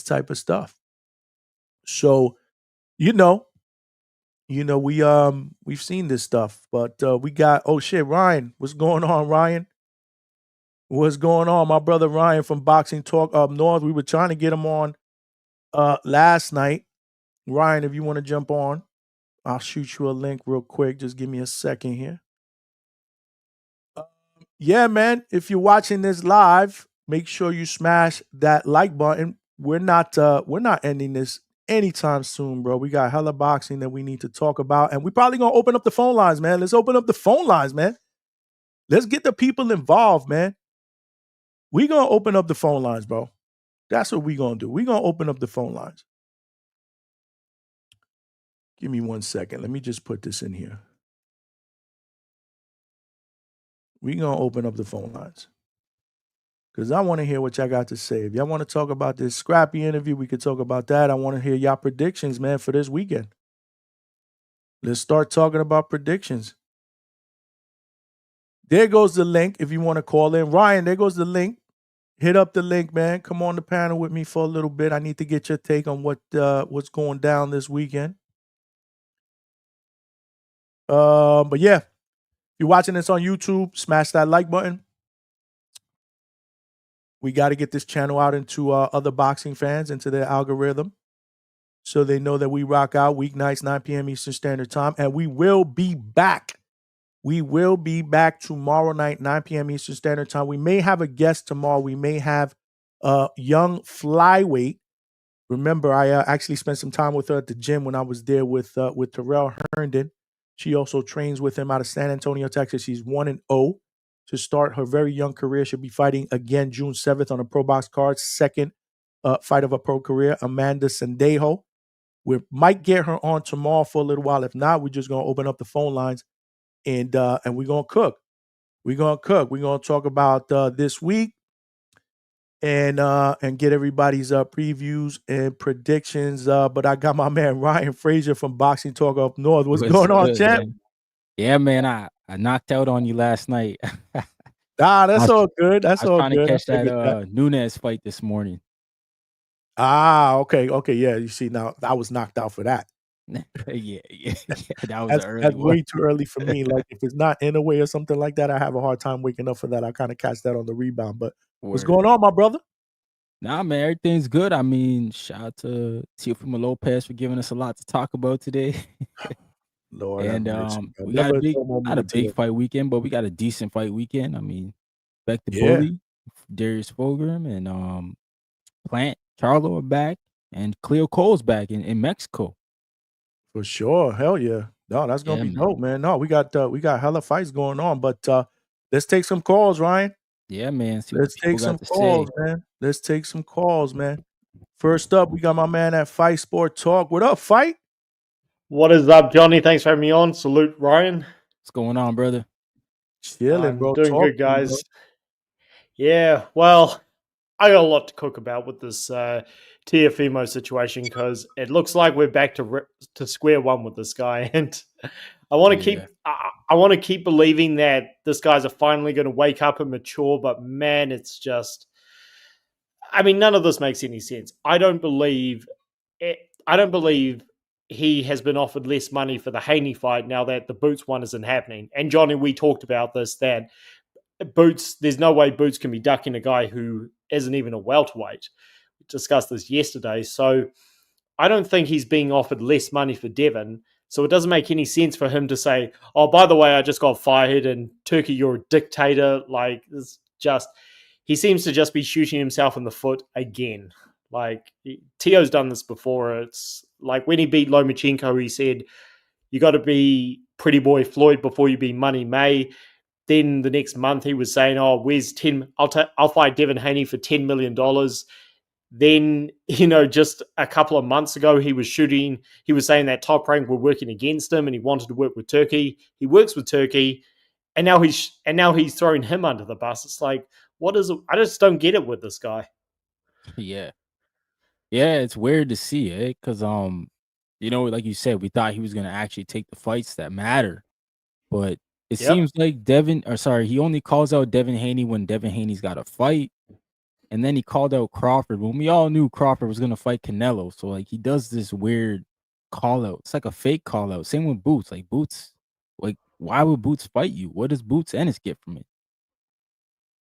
Well, the Boots, I mean, clearly Tio's a guy who can suffer from being unmotivated. Like, we saw that with Kambosos. There was none of that controlled tactical moves that he pulled off against Loma. It was all just balls to the wall the whole time. And again, Steve Claggett, he underperformed clearly, so he needs to feel a threat from his opponent. So I get that, but all this talk from him over the years that guys like Boots and Crawford need to fight him, and if not, they're ducking. It's like, well, you've got tons of champions in your divisions that you haven't fought. Like, all this talk of him saying, oh, Boots has to fight me and stuff. I'm like, again, I respect his ambition, but Boots doesn't have to fight a guy who's never fought at welterweight. Meanwhile, you've got Hitchens, you've got Puello, you've got Russell, you've got Haney, all good fights. And I mean, a lot of his fans, and I love these guys, they're good guys, but they keep saying to me on these shows that Tio's the lineal champion. I'm like, he beat Josh Taylor, and that win has not aged well. Meanwhile, you've got all these other champions, and they're looking pretty good. Like, I would definitely not be surprised if Puello would be able to outbox Tio, and he's not prepared to fight any of them. It's like, this is just so frustrating, man. And then with this whole dictator nonsense, like, even if, and I said the same thing when Shakur had a hissy fit about Turkey, even if you're having issues with this guy who's paying you money and maybe he did go back on his word, whatever, it's not a smart, it's such an immature thing to jump to social media before you talk to the man. Like, come on, are we children? Right. I think like you talk about the lineal thing, a lot of people try to use that as an excuse. Okay, if he beats Boots at 147, do we ever see Tio beating any 54-pounder that holds that lineal belt? Like, let's be real here. How far can you take that up? Like, you're not going to 60. You're not going to 68. So what the hell are we talking about? Just fight your contemporaries. Like you said, 140 is loaded with talent right now. You got Gary, like you said, Pollo, Matias, like Rayo still there, El Rayo. Like, you got dudes you can still have big fights with right in your division. So, yeah, I don't believe that lineal talk. When people say that, I'm like, okay, if he beats Boots, who at 54 can Tio beat? Who? Because that's the shark division, 54. Those are the killers. 100%. And yeah, Tio again, he looked good against Josh Taylor, and again, he rises to the occasion. But I keep saying this to people who, because there's a lot of people out there, they still want to pretend that the Loma fight happened last year, when really this happened like close to a decade ago. Half a decade ago. They still want to say, well, look what he did to Josh Taylor, man, and Josh Taylor was undisputed. Yeah, Josh Taylor was undisputed, but Josh Taylor, along with Jamel Charlo, has had the fastest. And with Charlo, we haven't really seen it because he stepped up to fight Canelo. But Josh Taylor has had in my opinion, the most shocking downfall since becoming undisputed. Because his undisputed run, and I cannot believe I'm saying this, at 140, it puts Terence Crawford's one to shame. Like, his run at 140 was so much more stacked. Regis and Ramirez, Regis, Ramirez, and it was just, Crawford's great, all-time great, no doubt, but 140 was not strong when he beat the champions. And Taylor had a really good run, but man, has this guy fallen off. So that win yes, Tio can say, well, officially I beat the undefeated lineal champion, but he wasn't undefeated really, because Catterall did beat him. And then he vacates all his belts. So long layoff, all of that. So did you really? So you did not beat the guy who beat Regis Program, beat Ramirez, and this and that. And meanwhile, you've got all these other champions to fight. And also, I remember the Hitchens fight was on the table for earlier this year before they fought Barboza. And all these other champions, man, and Tio, you're not talking about fighting any of them. It's like, this guy's it's just so frustrating. That's the perfect word to be able to end it with. I mean, frustrating. I mean, that's who T.O. is, man. You guys were cooking, man. I let you guys cook because, I mean, I had nothing else to say in there. I agree with both of you guys, especially the whole contemporary part. There's plenty of fish in the 140 sea for him to be able to hunt for, and he's trying to get a fight with Boots. Like, really? That's what we're doing right now. Like, why not Gary Antoine Russell? I think that's a hell of a fight at 140. You guys mentioned Rayo, Puello, the winner of, he could have fought Matias. When Matias was considered the boogeyman, and that fight never happened for some strange reason. I mean, Matias wanted it. So I don't know. I don't know how Tio moves. I forgot. I mean, I stopped trying to figure out how Teofimo moves.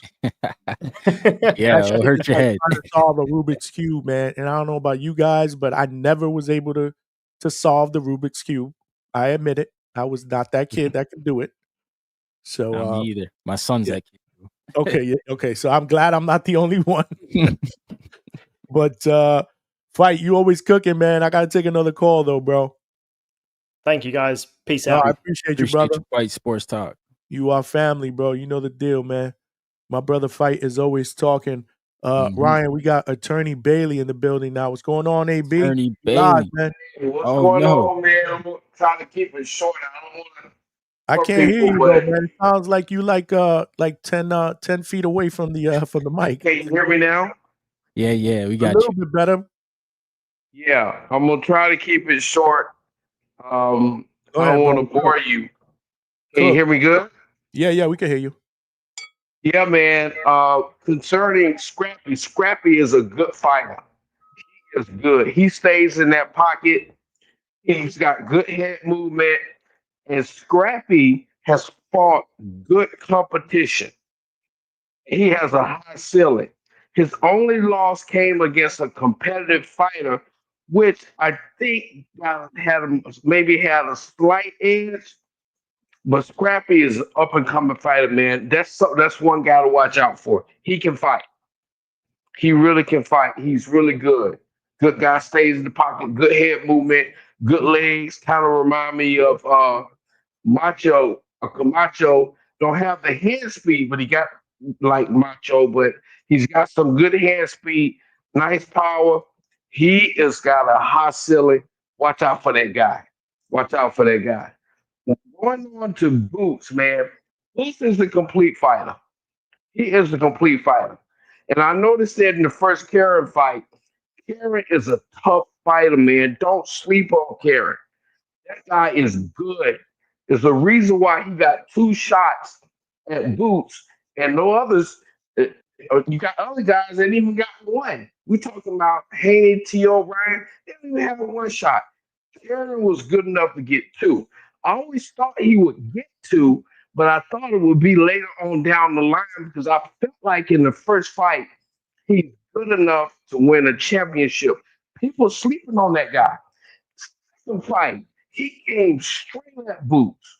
With that he don't really have an Eastern European style. He moves, he's slick, he counters effectively. He came straight at Boots. Give him some power. He gave one of the best fighters in the game today trouble. Notice no one else is calling him out. That guy can fight. Now, Boots is special, guys. Boots is just special. Let me tell you what's special about him. He can do it all. Fight on the outside, inside. He reminds me of Holyfield because he fights on the toes. He fights off that pivot. When you fight off that pivot, you can throw punches from any angle. You can throw short. You can fight on the inside, compact punches. Those are the hardest punches to throw. Those punches on the inside, the uppercut. Not only that, but he has a high ring IQ. His only problem is, just like Holyfield, he can be distracted. He can be taken off his game. He gets angry, he can be taken off his game. But that guy, man, is special. I believe he needs to be fighting at 160. He's straining himself to make that weight. He's a little weight bullying, but man, there's no way Hill is going to hang it with the guy. He's going to get beat down. Everybody's looking for the bag, the quick bag. They're not fighting like they used to fight in the old days. Just fight. If you Yeah. fight good competition, the money is gonna come. Like Right. Sugar Ray and the rest of the Right. guys, just fight. Get out there and fight. Beat the Blair Flares. Beat the Blairs. Beat the Karens, who's nobody calling out. Beat the Normans. Beat the Bears. The bag is gonna come. They're going straight to the bag. And I'm gonna tell you something. The last show they put on with Tino, Haney, and Ryan was disgusting. There's no money in that. Let those guys go. There's money in Ben. There's money in Norman. There's money in Blair. They may not have the talent. They're gonna go out and fight. They're gonna go out and fight. Now I believe that Norman is a tough, rugged fighter. They're avoiding him. Karen, they all of them avoiding Karen. They all avoiding him because they know they can get beat and that bag is out the window. He is really good, guys. That guy's really good. Don't sleep on him. He just don't have the power. He just don't have the power. Hitchens, man, just going on for me. Hitchens was kind of disappointing to me. In his last fight, I saw something. There's a reason why everybody's calling him out. In his last fight, it was close. And his trainer said, listen, you need to go out and close the show. Hitchens talks a lot. If you notice on the YouTube, I don't even like to hear him talk because he talk a big game, but he don't fight like he talk. Yeah, he don't. Yeah. He talk real tough. Like a cabbage. All head, no ass. He talks a big game. No, man, listen. The last fight that I saw him in, and the reason why everybody's calling him out because the fighters can see, no matter what I say, and they'll say, you're not a fighter. Other fighters see this, everybody else can see it. Man, you were on it, you were about to get beat. And they're telling you it's close. Now, when they told Sugar Ray you're blowing it, he went out there and finished the deal. When they told Crawford, man, you kind of close against Porter. Crawford was he goes out and finishes the deal. They tell Hitchens, man, this is close. He goes out and jabs his way. It just showed me something. It just showed me something. It showed me he didn't have that dog in him. And all you got to do with him, I'm telling you, watch out and watch thousands of fights. It's frustrating. But you got to pressure him with talent. That guy that was pressuring him didn't have a talent. Hitchens, if you hear me, man, you're a good fighter, but you got to get that dog in you, man. If you're going to talk that game, don't be no cabbage. All head, no ass. You need to go in there and fight. He's got skill, but that's not his game. His game is boxing, he's jamming, he's a good fighter. Now, one more thing before I go. I told you, and I've been telling you about this kid, Najee Lopez. I've been knowing him since he was a kid. That I told kid him about is you, AB. I told special. him about you when I saw him a couple of weeks ago. He Kid, said, let me tell you something, man. I've been knowing him since he was a kid. I knew his father. I know his brother. He's special. I used to watch. I watched a lot of fights, and James Tony fight. His trainer was Bill Miller, and his cat and his corner was a guy named Byron. I happened to see Byron one day, and I said, "What do you think about this kid?" Because I know the San Lopez personally. I asked Byron, who trained with James Tony in Atlanta. I asked him. I said, "Look, what do you think about this kid Lopez? Being grown me in the gym, special is how they called him. He was a kid then. Now, this is a guy that's training in James Tony camp. That kid is special. And man, you got the opportunity to see somebody young and that's special. That's a special fighter. Stay in his corner. Guys, I'm out. Johnny, you the real deal. You coming to ATL? I want to see you this weekend, man. I'm from ATL. let's get it. Let's get it. I'll be in the building, baby. Where you gonna be at? I'm hitting up the gym, bro. Spending some time with B Norm Jr., man. We trying to get that boots fight, bro. Well, man, let me know something, man. I'm a supporter of the show. I'm a I supporter know, of you. bro. You know me. So I hope you like my boxing knowledge. I'm a boxing fan. I love Absolutely. boxing. I've been there for a while, and I'm just gonna give you my opinion. Nah, bro. I love it, Canelo bro. is gonna get the Gonna crap kicked respect it. out of him by Crawford. Y'all heard it here. Crawford by KO. I'm out. Oh shit. Oh, whoa. Damn. Yo, my man AB went out with a bang, bro. Nello gonna lose his chin over a night. Said Oh man. he said Crawford by KO. Wow. Man. Okay. That's what's up. Shout Shout out to AB, man. Attorney Bentley, man. Always supporting the channel, man. And shout out to all of y'all in the chat that are cooking. If y'all haven't smashed that like button, please do that. It's free. It helps us get this sir, channel smash out. that. To other boxing fans, you know the deal. Subscribe to the Hangout Spot. Call a friend and tell them to subscribe as well as Ryan Frazier from Boxing Talk Up North. He's in the building. He said a lot of good stuff there, man. The only Yeah. thing that I would take out of that one piece with the whole Boots situation is, because he's obviously really high on Boots, and Boots is the real deal, but Boots pisses me off too, because which one is it? Are you going to stay at 147 and try to go undisputed, or are you going to move up to 154? I mean, I'm confused, because you got a guy that most people are going to pick him to beat, which is Brian Norman Jr. Yeah. And it seems like the Normans are the only ones that are kind of asking for a Boots fight, and it's not vice versa. It's almost like every time the word Brian Norman Jr. is mentioned, the Boots, he gets annoyed by it. Yeah. Yeah. Why? He's I a know, rival right? in the division that carries a strap. Like, I'm not getting that. But let's go back out. We got callers in the chat, so we're gonna keep it to 4 minutes, guys, so that we can Nice. get to other people. But let's get my man McCall up in the building. What's going on, That's champ? gotta burn. What's going What on, up? brother? What up? What up? Ryan from the 666. What's going down, Yes, brother? sir. Hey, man. Yeah, man. There I we love go. it. I There we love go. that. Us light skinned brothers got to stick together. You know what I'm Hey, saying? Drake. hey. You know what I'm saying? We got to hold it down. But Facts. Talk to me, champ. What you got? What you got? this weekend, man. Hot take.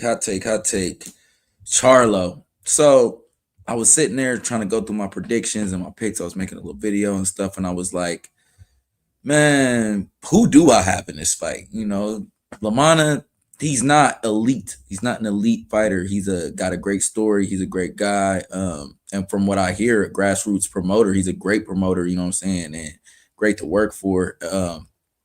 And he's a grinder in the sport, and you want to support him. But I'm like, man, he just doesn't really have the skills to pay the bills, as far as when every time he's stepped up on an elite level, he's kind of got knocked back down. So I was like, man, this is his last shot. I'm sure he's in camp, about to lay it all down on the line, but is he just lacking the skills though? You know what I'm saying? And then it came to me who my pick should be. I really was going back it's really important. Ness is like this too. It's important to see the weigh-ins. It's important to see the lead ups, the press conferences, because you get a feel for the mentality of the fighter going into the fight. Is he distracted? Is he interested? Is he hungry? Is he up for the fight? Is he just there to get his check? You kind of get to see those things. And what I seen with Charlo's a little bit all over the place. He's emotional. He's coming back. Obviously, there's been a lot of talk about while he was gone. He's came out about his struggles with alcoholism. It appeared that he was possibly a little inebriated in one of the video conferences that they had. I watched that live and I was like, no, they didn't. Like, come on. You got to have a publicist that sometimes save you from yourself. Oh, he's a little under the weather today. He's not going to be able to make it, blah, blah, blah. Like, sometimes you got to have a shield, because it just didn't seem like he was right that day. And so you're in agreement with me, Ryan. How did you see that? Yeah, I kind of saw it the same way, man. I was like, he looks like he's not. Something right. wasn't right, man. Something wasn't right. Yeah, something wasn't right. I mean, I don't want to say that he's out and out drunk, because I don't know. I wasn't there. I don't know that man. It seemed like he was like, I was looking at his eyes and his whole, like, he was like either that or he had taken something that was I don't know, maybe a medication or something that All right. you Yeah. know, some of that medication that kind of makes you groggy. Something was not right. But again, I mean, that's just my observation. That's why I wanted to get everybody else's point of view. Go ahead, man. Yeah, and just to those things leading up, I said, you know what? I'm picking Lamana. I'm picking Cornflake because he knows that this is his last shot, and he knows that this is, probably his last time on a big stage if he does not go out here and perform and show up. And the fact that there is a skill gap. Charlo has been undisputed, and but that was when he was completely on, and it doesn't look like he's just turned that switch on, as well as just knowing going into a fight with that many emotions and just kind of been all over the place just emotionally. Even when it's appeared that he was sober, it just, going on the rants and not really keeping it focused on, man, and then going and you're thinking about talking about, the fight with Plant, that, because that's basically what this is. Get you in the ring, get you a soft touch, get your name back out there, get the buzz, put you on the same card, which is great promoting, put you on the same card with Plant so that both audiences are seeing you guys fight, and that'll build that fight up. But we just saw that with kind of the Times Square deal, and it went wrong. One guy didn't hold up his end of the deal, and I just got a feeling that it's not going to go right.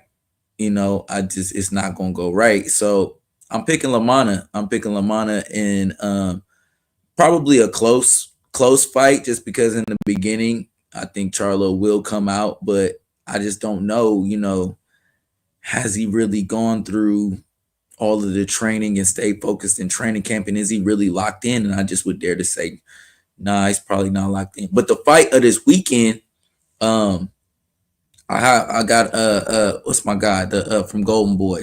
I don't know why the name is escaping me right now. You gotta forgive me. I took a couple punches to the head tonight.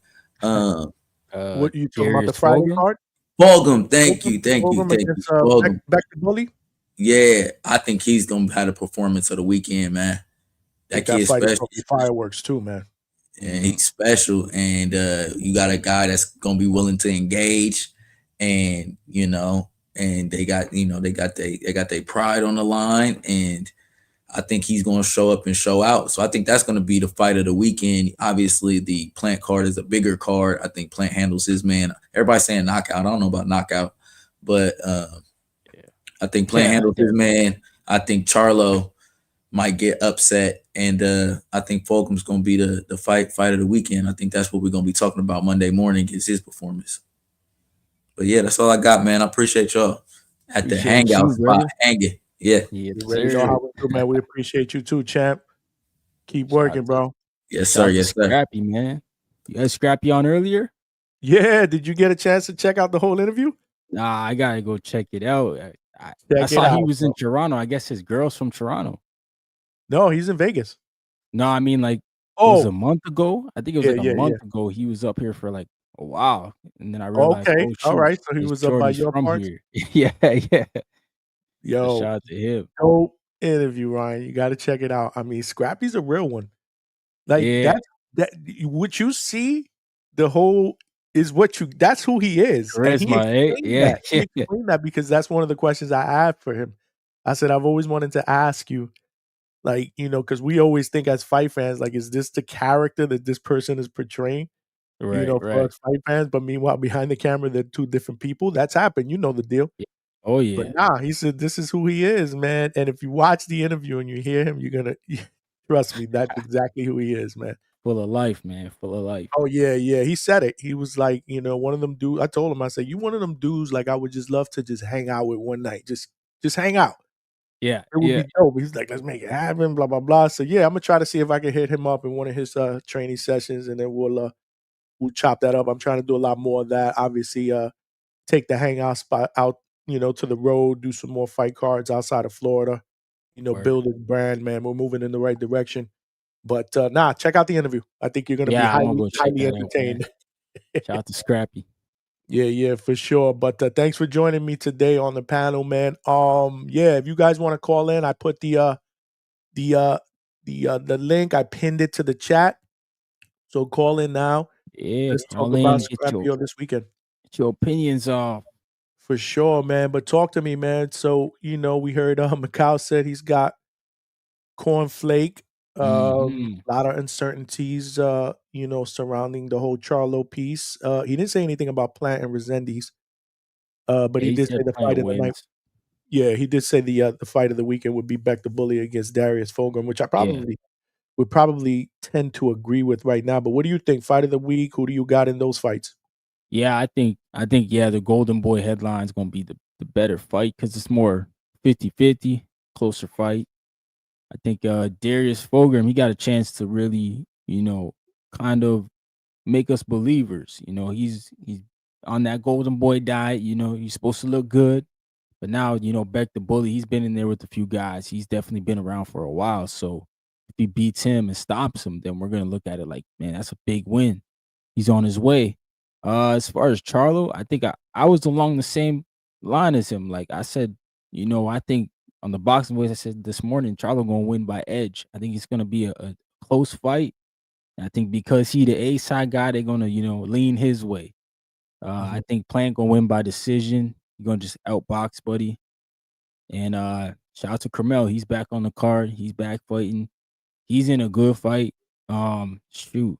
I think me and Ness were looking it up. Is his first or second 8-rounder? So he's making his way up, man. So he's doing his thing. Yeah, I And see that. Yep, 8 rounds. actually, shoot, the fight of the weekend might be on that card because Kyron Davis and Yo-Yo Hernandez, That's Yonel right. Hernandez, they Nelly fighting on that Hernandez, card. man. The That undisputed might Cuban. be, That's right. yeah, that might be the fight of the weekend. Kyron Davis, he ain't no slouch, man. He's been in some wars, man.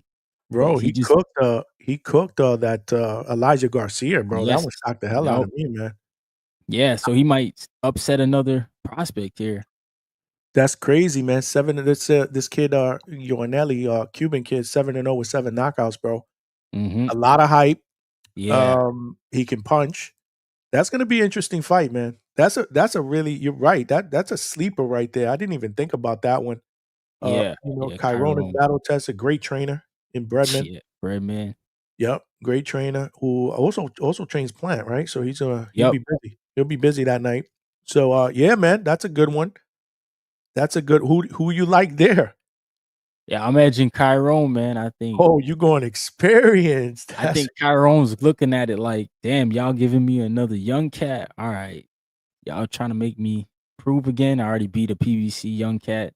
They That's send true. another one out. He gonna want to step on him, get his respect because I'm surprised that is where he beat Elijah, but Elijah got in the ring before Kyron on the back. So kind of show you they're not invested in Kyron Davis, but he gotta be taking this personal. I Yeah. hope he is. I earned a lot of respect for Chiron pretty much in defeat, in that David Benavidez fight. I mean, Right. there was no quitting him. Yeah. I became an instant fan after that. I love fighters like that, even in defeat, that just go out there on their shield and they're not gonna quit. And you can tell obviously he was outgunned in that fight. But I like this fight. Yeah, no, definitely. This is a big step up for Ioane. We're gonna see if he's the real deal. Yeah. Yep. We're gonna see if he's the real deal. These No, I Cubans, man. Who you got winning this weekend? uh, I'm going Plant. I'm going Plant by decision as well. Um, there's not too much. Yeah, I try to go back and like when I do when I try to predict these fights, I go back and forth. But there's Yeah. really not a lot that tells me that this other kid can upset Plant. So Hmm. there wasn't Yeah. really that much back and forth there. So I'm taking Plant by decision. In the co-main event, I hate to sound like Ness, I really do, but Thomas is my dude too, man. He's such a good dude. We've had him on here a few times. I mean, he shows the channel love. I think this is his last opportunity, Hmm. at a big, big win. And this is I see a vulnerable Charlo here. Like I said, I think Ness said it. Like you just gotta show me. I'm not just Yeah. gonna pick Charlo because of what he's done in the past, because I say it all the time, Ryan. This is a what have you done for me lately world. Word. And mental health issues and some of the stuff that he's been through. I mean, that shit is real. And if you don't have it up here come fight night, who knows what you're gonna bring to the table, right? Boxing with I'm sorry. boxing will is you can't lie in boxing. Nah. As you know it. You've been around it your entire life. So I'm gonna go cornflake. Yo, I'm gonna go upset. I'd be big for him, man. And obviously the PBC fans will be mad about that, but we need upsets in boxing every now and then. I mean, we say it upsets are good in boxing, right? I Mhm. mean, I think it'd be a great story. He's also doing some, he's just signed his promotion company just signed a deal with the Zone. So they're putting together some good prospect cards. What could that do for his promotion company? Right. So I'm rooting for him. Yeah. I'm gonna root for him, and I think that this is if there's ever any time to beat Jamal Charlo coming off this layoff, he didn't stop Benavidez either, right? His last fight, Nah. he went the distance with Jose, which is Yeah. much more smaller Junior. fighter at that division. Right. Yep. So I'm gonna go upset in that one. Yeah. I'm gonna go upset in that one. Yeah, And you're right, hopefully, man. If there's a time to do it, it's right now. boxing is all about timing. You know the deal. Mhm. It's all about timing, being in the right place at the right time. Sometimes a lot of guys like that, Cornflake has had how many fights in his career? Yeah, I know Vega's laughing, but Cornflake is my dude, bro. Why don't you call in and give your predictions? Yo, You were in Vega, the where back you room. at, I'll man? put you on the panel. You were in the back room. Call in and give your expert opinion without sarcasm. And I'd love to have you up on here on the panel. I actually love Vega's breakdowns. I've said that to him all Nah, the time, Vega. even Yeah, though he know what he's even though he talking can about, be a man. prick sometimes. He can be a sarcastic prick, but I still love him, bro. I love Vega. He know that. Nah, He my yeah, I guy. love it. But yeah, I'm going Cornflake, bro. I'm going Cornflake on this one. And then Carmel, obviously, this is I love Carmel. I Yeah. do, man. So I'm excited to see him on the card. We got Daniel Blancas too, who I really, really like. He's a Jose Benavidez fighter. Okay. Yeah, I think I've seen the name before. Yep. I've seen him fight one time. Live at the Caribbean Royale.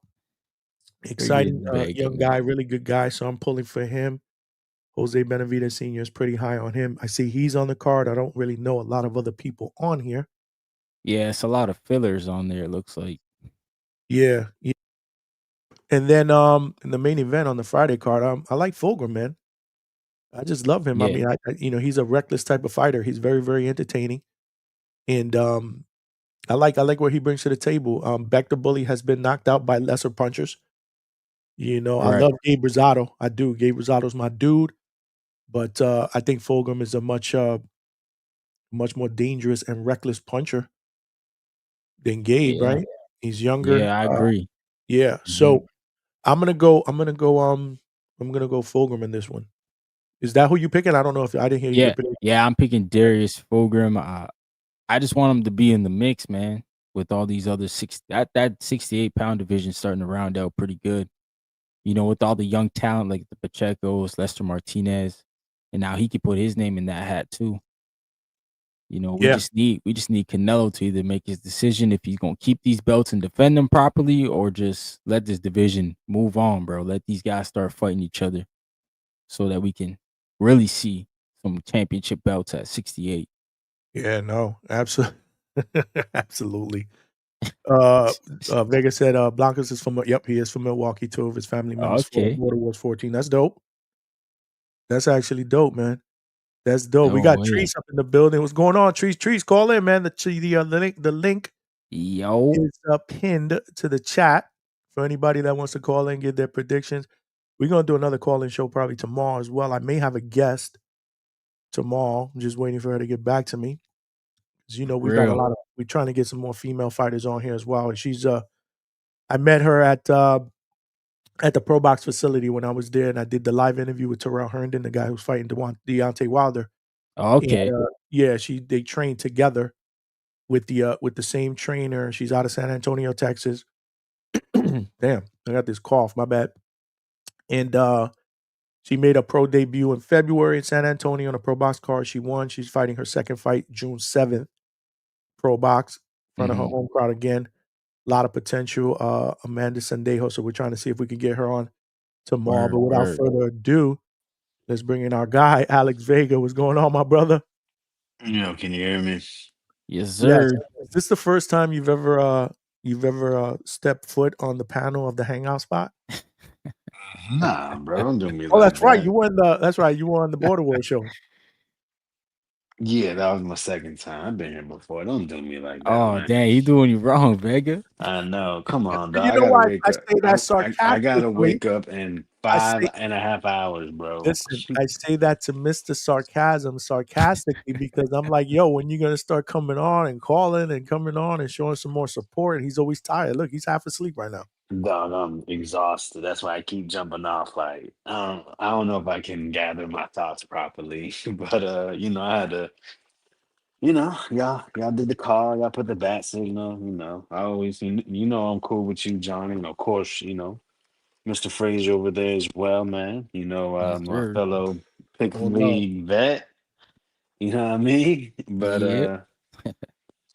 it's really a good week, I think, in boxing. I mean, we got, I mean, today with Sugar Nunez, a guy that really just, bro, been waiting. I've been waiting to see his opportunity ever since he knocked out, I think his name was Rakhmadov, the one, I think he's Yeah. from Tajikistan.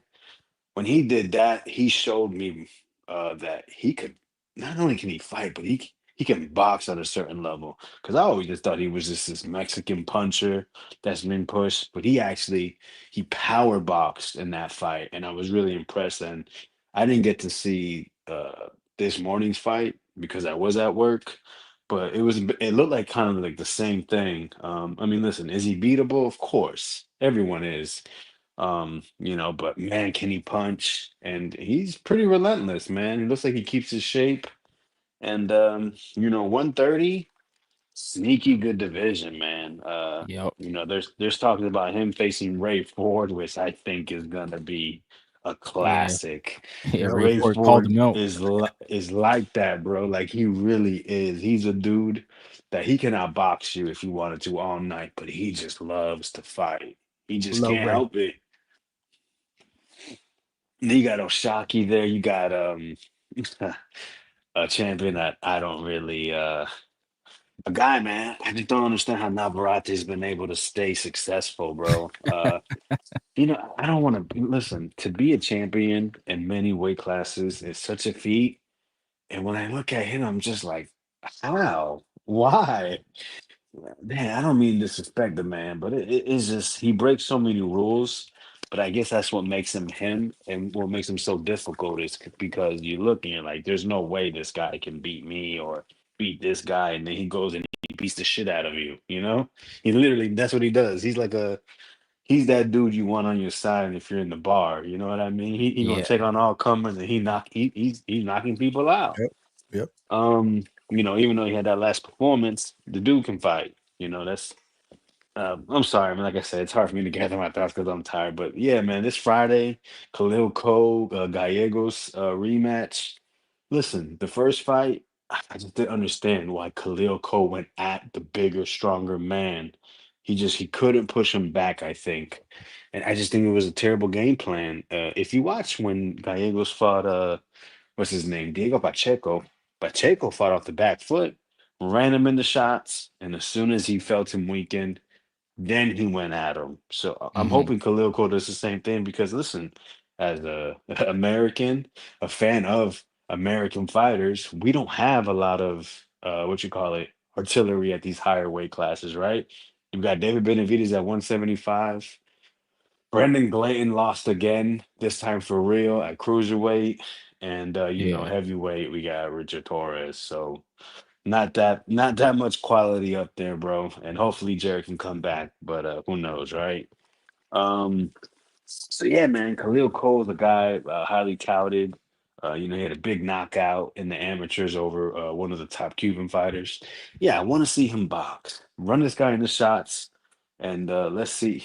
It's going to be hard to win a decision in Mexico, so he's gonna have to be on his P's and Q's, man. But that's a great fight. It's a rematch. Listen, we throw these fighters away. He has an opportunity here to really, really get himself back into the mix.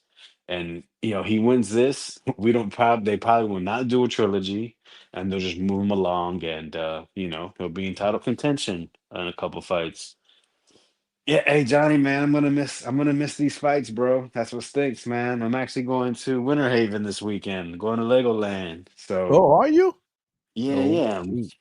I'm driving down late Friday night. I gotta go pick up my son over there. I have to go north past Winter Haven to Osceola County, and Yep. then driving down, and then we're going to Legoland Saturday, and then the water park on Sunday. So I'm gonna miss the plant card. Probably. We'll see. Hopefully, maybe I can catch the main event, the co-main. I mean, listen, Cornflake's cool and all, bro, but I mean, come on, man. Like Charlo's shown you he can be outside the ring, the jab. He knows how to place it, he knows how to use it, and he can just beat people with a jab. You're gonna have to have some type of special effect to throw him off rhythm with his jab. Cornflake, maybe he has something, maybe the way he fights can throw him off. I just doubt it, man.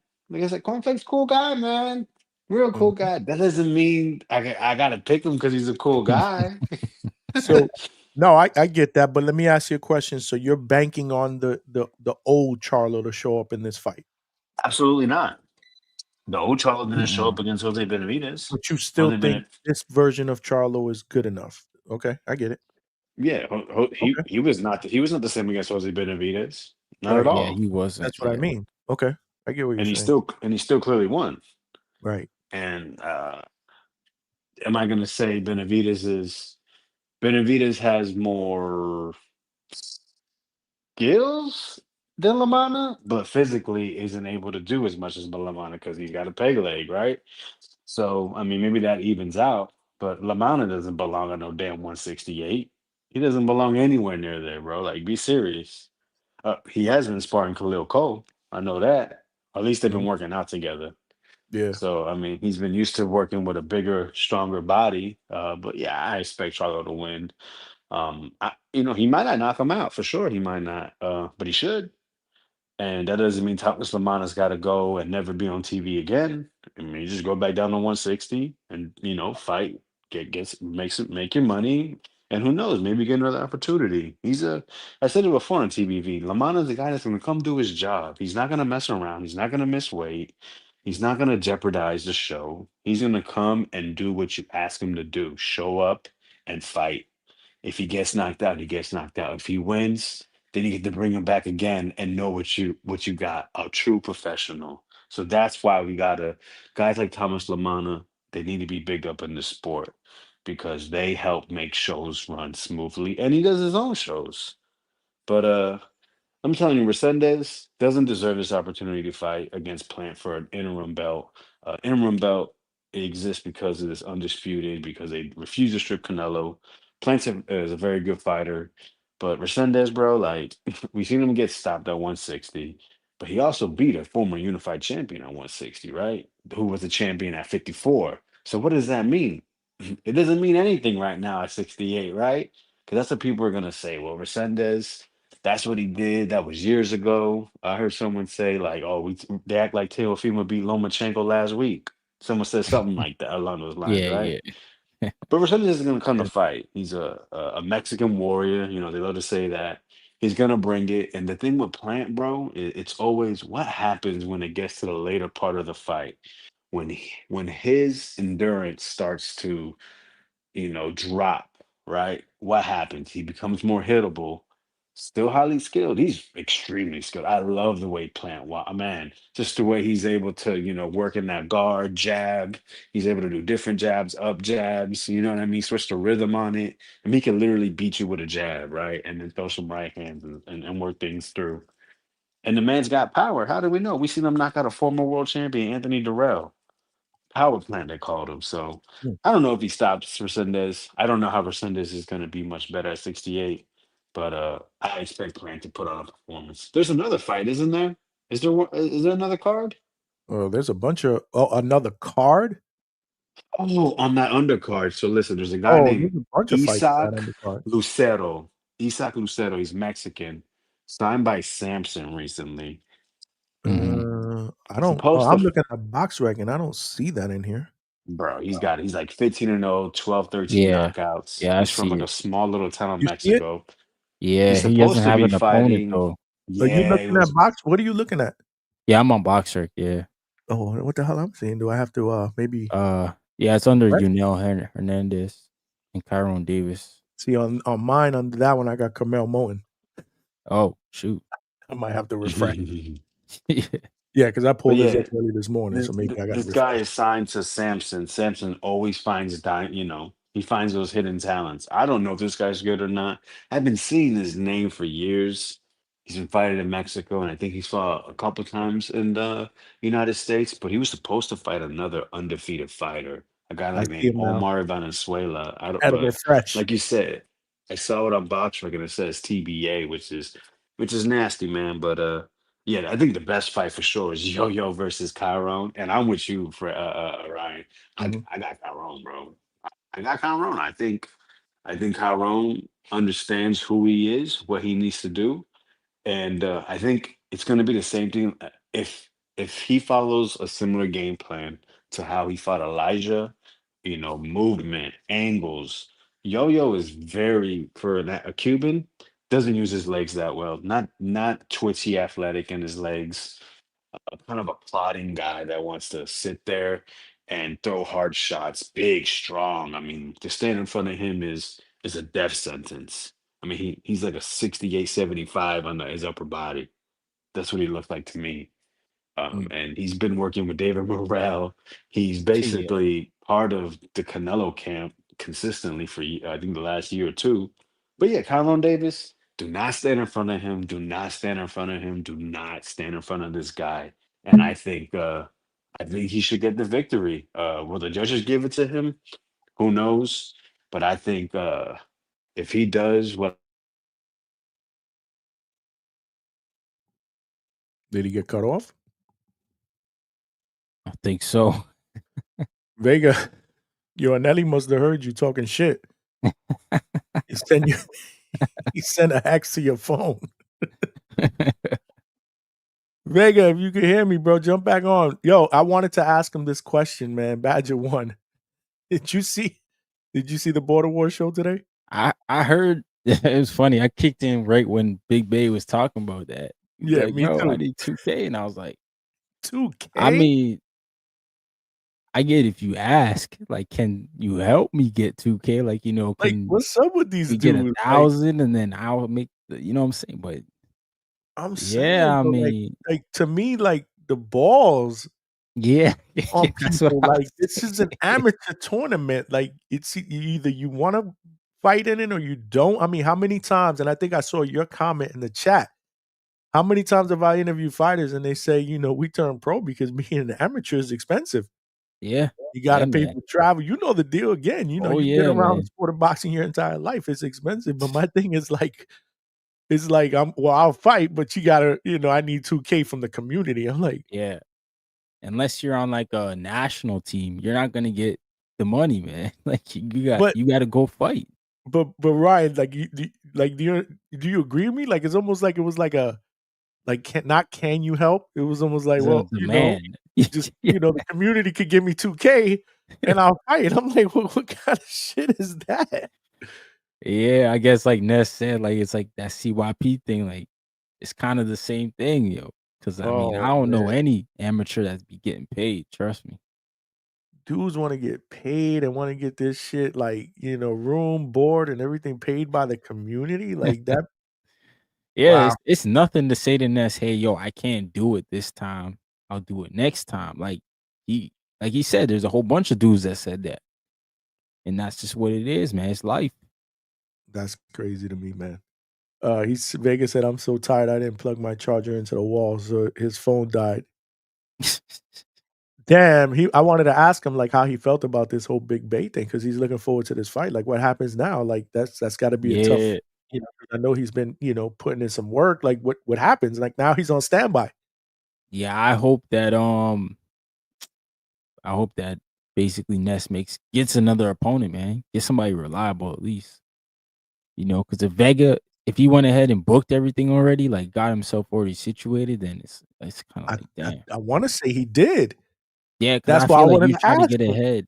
You try to get ahead to get the cheaper price, yo. So That's crazy to man, me. Yeah. yeah, they Well, gotta we'll ask find him somebody. tomorrow. We'll ask him tomorrow on the Boxing Voice because again, I wanted him to give his take on that. Treese jumped on in the back, but then jumped back off. Oh wait. So I'm glad you came on. Did you plug your phone in? Yeah. So did you hear what we were Dumbass saying? man. A little bit. Something you wanted to ask me about how I felt. Yeah, like what's going on with this Big Bay thing? Like I jumped on like Ryan towards the part where he was talking about like, oh yeah, well, I need the community to come through with 2K. Like, Yeah, what is man. going on with that? And how do you feel about that? Have you booked your tickets and everything to Wisconsin? I mean, I need 3K, bro. I mean, listen, who's the biggest star? We're gonna find out, man. Ante up. Here we go. Look at what CYP done started, bro. I mean, see, that's the thing though. CYP didn't start that. So what's been happening before that? Yes, Spider Rico. Yo, see, people don't understand. Like, this is the thing. Border Wars just came back. There's so many storylines that I walked into. Like, people don't understand how many Border Wars have been canceled. This is my fifth sign up, and this is gonna be my second fight. Like, that's the untold story. And that's the thing with Ness. Ness, it's like, bro, I swear that we be so strong. It's like he forgets so much. And I be getting offended sometimes. Like, listen, when that's, I don't take it personal, but it's a show. We gotta add, we gotta add a little sauce to it. So I go at him, and I never know if he's for real or not, and he doesn't know if I'm ever for real or not. So it just adds a little bit of drama. But when it comes to this pay for play, um, it's interesting because yeah, bro, it's not cheap. um, it's not easy to say, "Hey, I'm gonna go on vacation to Milwaukee, Wisconsin." Like, I don't want, bro. The place, it's not a bad place, but it's just there's other places I'd rather go to for the amount of Should have been money in I'm Florida. spending. Should have been in Li- Florida. Oh, I tried. Listen, it's not gonna happen in the South Florida at all. This place is disgusting when it comes to the LBC. We Central need some. Florida. Yeah, we need someone at the LBC meetings, bro. Someone needs to go. If somebody, I don't know, someone that had like connections with amateur coaches, that has a strong relationship and is able to go to a meeting and present a case for, hey, I want to bring border wars because of, it's going to bring exposure, it's going to bring people from out of state, it's going to bring money. And we want to put on a 30 bout show. Maybe one day we can make it a 2-day event, something like that, to bring excitement, because that's really what it is. Like, that's what makes it different. If you've ever been to an amateur show, they're cool, but people don't hang out at amateur shows. The thing with border wars is it's in a whole event. We're a community. We have commentary, we got storylines, we got interviews. Like, Enrique at Las Vegas is going around interviewing people. Like, that's not something you have at amateur shows. You can actually call in and schedule an interview if you want.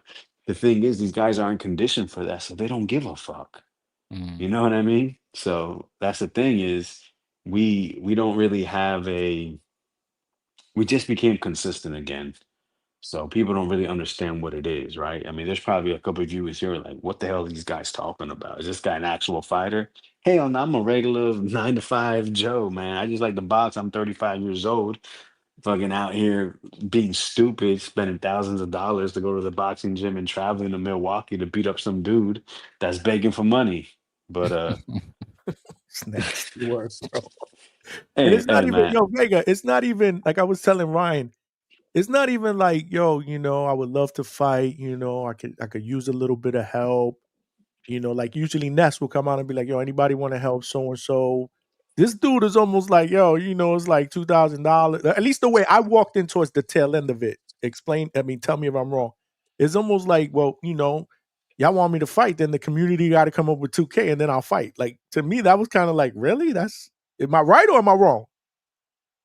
I mean, this is the star of Border Wars according to Nestor Gibbs. I mean, you know his name, right?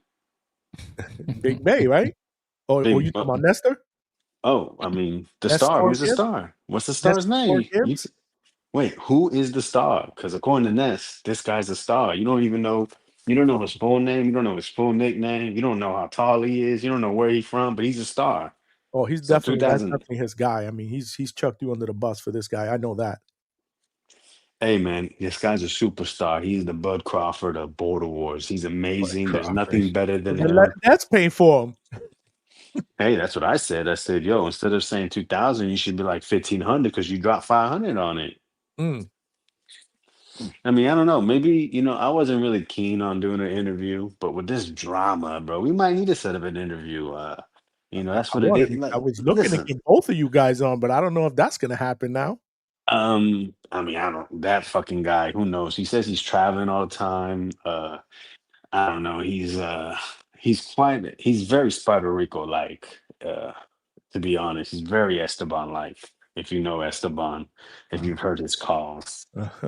This guy's quite similar. He's just way Hello. more articulate and probably more social, even though he's not that much of a social butterfly. He's actually a nice dude. I met him in person, but this energy he's been giving has been very strange ever since him and I left Milwaukee.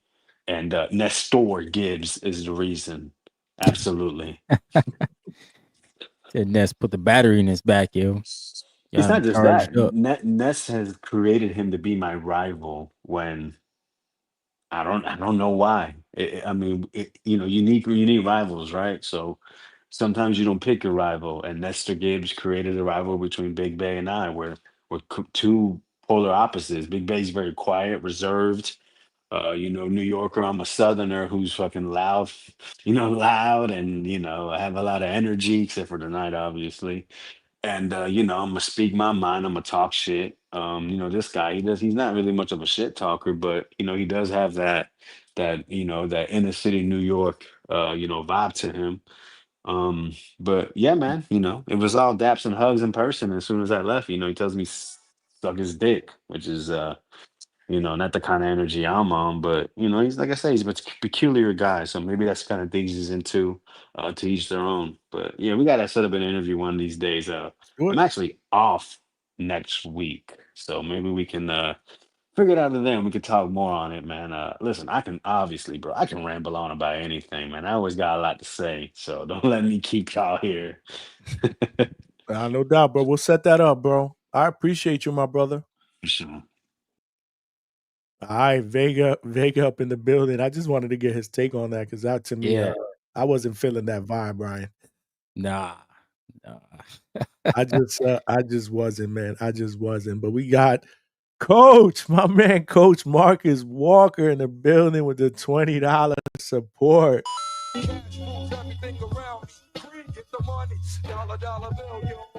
See, Coach got to get the Wu-Tang for that, bro. I only bring out the Wu-Tang once in a while, man. He said, what's good, Johnny King Can Boxing family? Coach. Appreciate the donation, Coach. Coach, you my guy. You family. King Cam Boxing is family here at the Hangout spot. My brother, Kamari King Cam Walker, who's also a sponsor for Border Wars. Okay.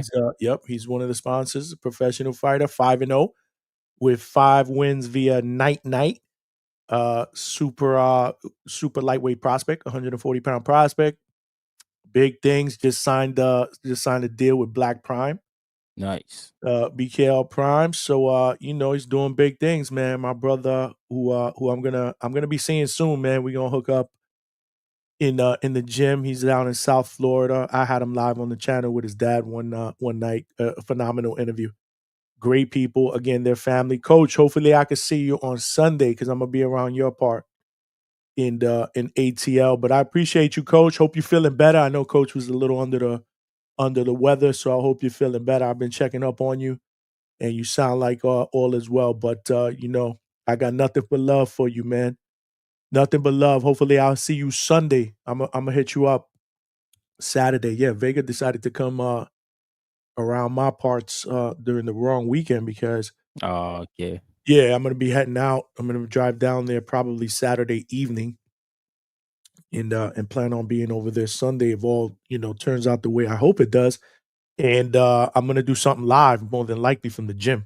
Nice. Yeah. We're gonna spend some time with the WBO champ, and hopefully do something live in the gym. So I'm gonna let everybody know. I'm looking at sometime in the afternoon. Not sure what time. Maybe around 2-3 o'clock. But definitely, if you guys are in the chat, make sure you hit the notifications or whatever, or follow me on IG. That's why I usually update my stories and let everybody know where I'm gonna be at. Gasper, what's going on, my guy? The Hangout spot. I'll be seeing you in One Tone's YouTube comments. You mean Two Tone?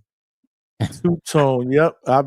Two Tone's my dude, bro. Shout out to We Two brothers, Tone, man. Yep. Let's go, champ. We brothers, man. We all brothers. I'm here with my brother Ryan, man, from the 6, bro. Ryan, shoot that sound bite, bro. Yeah. I love that shit, bro. I love that shit. Coach said I will make it Sunday. Thank you. I'm so much better. Good, man. I can't wait to see you, man. I got to give you that giant love hug, bro. Because you family. I'll stay tuned for the Vega interview. Yeah, actually, we're gonna try to do. So I guess Vega just confirmed. I was reaching out to Vega after that tip one because the community loved it, man. I don't know if you had a chance to see that. Yeah, I saw that. That was good, man. That was good. I saw Lobo. So Lobo there. Yeah, there was that was dope, man. That was so dope. it kind of came together, Ryan, like because first it was like, I'm gonna bring Tip on, let Tip talk his shit, do his part in the promotion. So then behind the scenes before that, I'm like, yo, reaching out to people. I'm like, yo, y'all gotta get me in contact with Lobo. I gotta get Lobo on the panel. I gotta get Lobo. It'd be good for them to be able to go back and forth, some good promotion, do their own virtual press conference, whatever it is, right? Talk their shit. And I was fine. And I didn't even know, like I had sent them a link. And I didn't even know that he had saw it until I saw him in backstage. I'm like, oh shit, okay. So without further ado, so I brought him in and I just let them cook each other, man. I just let them have a good That time. was dope. That was good.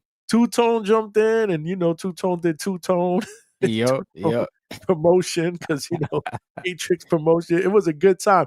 Ness was in the chat talking shit. I was trying to get him on the panel. For some reason, he didn't want to jump in the panel, but he's talking shit to Tip back and forth in the chat.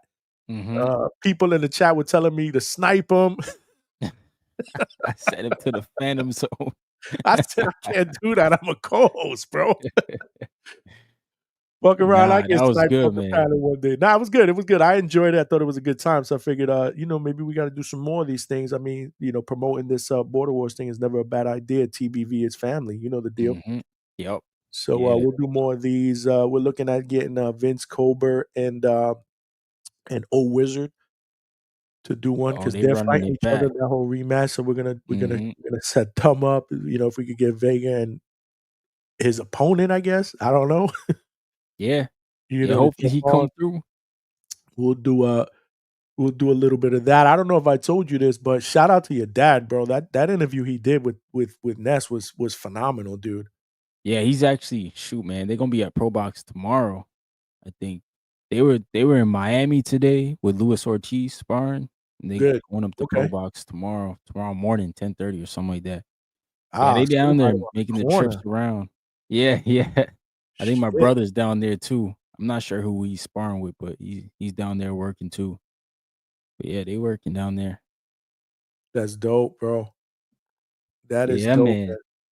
Yeah, Pop's been around for a minute. Oh, that was a great interview, bro. I loved it, man. I loved the whole behind the scenes, the business aspect. I asked him a question too. Because my dream is to one day, what advice would you give me if I wanted to open up a gym? And he gave me some, he kicked it, man. He was kicking knowledge, bro. Yeah. Yeah. So shout out to you and your dad, bro. Much love. Man. Always got to give back to the community, bro. Bro, that's why it's nothing but love and respect, bro. You family, bro. You family here at the Hangout spot, just like Yao. Treese. You on mute. Yao. Yes, sir. What up, though? I just wanted to chime in. Bro. You must be working because I hear all kind of shit. You hear me? Yeah, we in the background. Yeah, man, it's like a cooler and shit, man. You know how we rocking, man. We got to get to the bag, man. Yeah. Shout out to all my third shift workers, man. But yeah, man, I just wanted to chime in real quick, man. I heard y'all talking that Vegas shit, and I just wanted to say, man, Vegas. I know everybody kicking my nigga Big Bay back in and whatnot, but I do want to say, man. Hey Ryan, I know you hip to the amateur boxing. It's like, is it and like my man virtually asking for like a stipend, wouldn't you say? Ain't that virtually the same type of? You see me? It's like in the amateur. It's just I think it's the way he went about it. You know what I'm saying? Like I think he could have. His delivery could have been better. He tried to strong. Flow, He right, the tried to flow strong wasn't arm. good, bro. It was a little rough around the edges, in my opinion. Yeah. He tried to strong arm the community. I get what you saying. Sure, Yeah, like we don't do that. If you ask nicely, that this community, the community will come through for you, man. That's one Word. thing I will say about the TBV community, bro. They come through for each other, but I don't know. That was kind of rough around the edges. no, for sure, man. Hey, man, I hope we do get to fight, though. I'm interested, man. I got to meet both of them guys. I met Vega and I met Big Bay, man. So, I'm interested. They're definitely both some characters. That guy, Big Bay, like I said, he might be fuck around be a 5%er or something. You see me? He fuck around, bring his people from New York. They come off from Harlem Steps, man. Johnny, you know how they rocking in New York, man, with that 5%er shit, man. This shit get different, man. But yeah, man, I'm intrigued. But like I say, man, your guy Cornflake, oh yeah, he gonna get his bowl knocked off the counter. Goddamn it, his milk everywhere. He about to get his shit cooked up, man. It's over with for him. Shout out to my nigga Charlo, man. Lions only, man. Y'all got to stop this bullshit, man. You're acting like my man can't have a margarita and still have murder in his eye, man. Don't do that shit to my guy, man. It's all right. A margarita, have a one little margarita. One eight, man. Word. You can have a margarita and still have murder in his. What they say? You can hurt people off Hennessy, man. Don't do that to my nigga, man.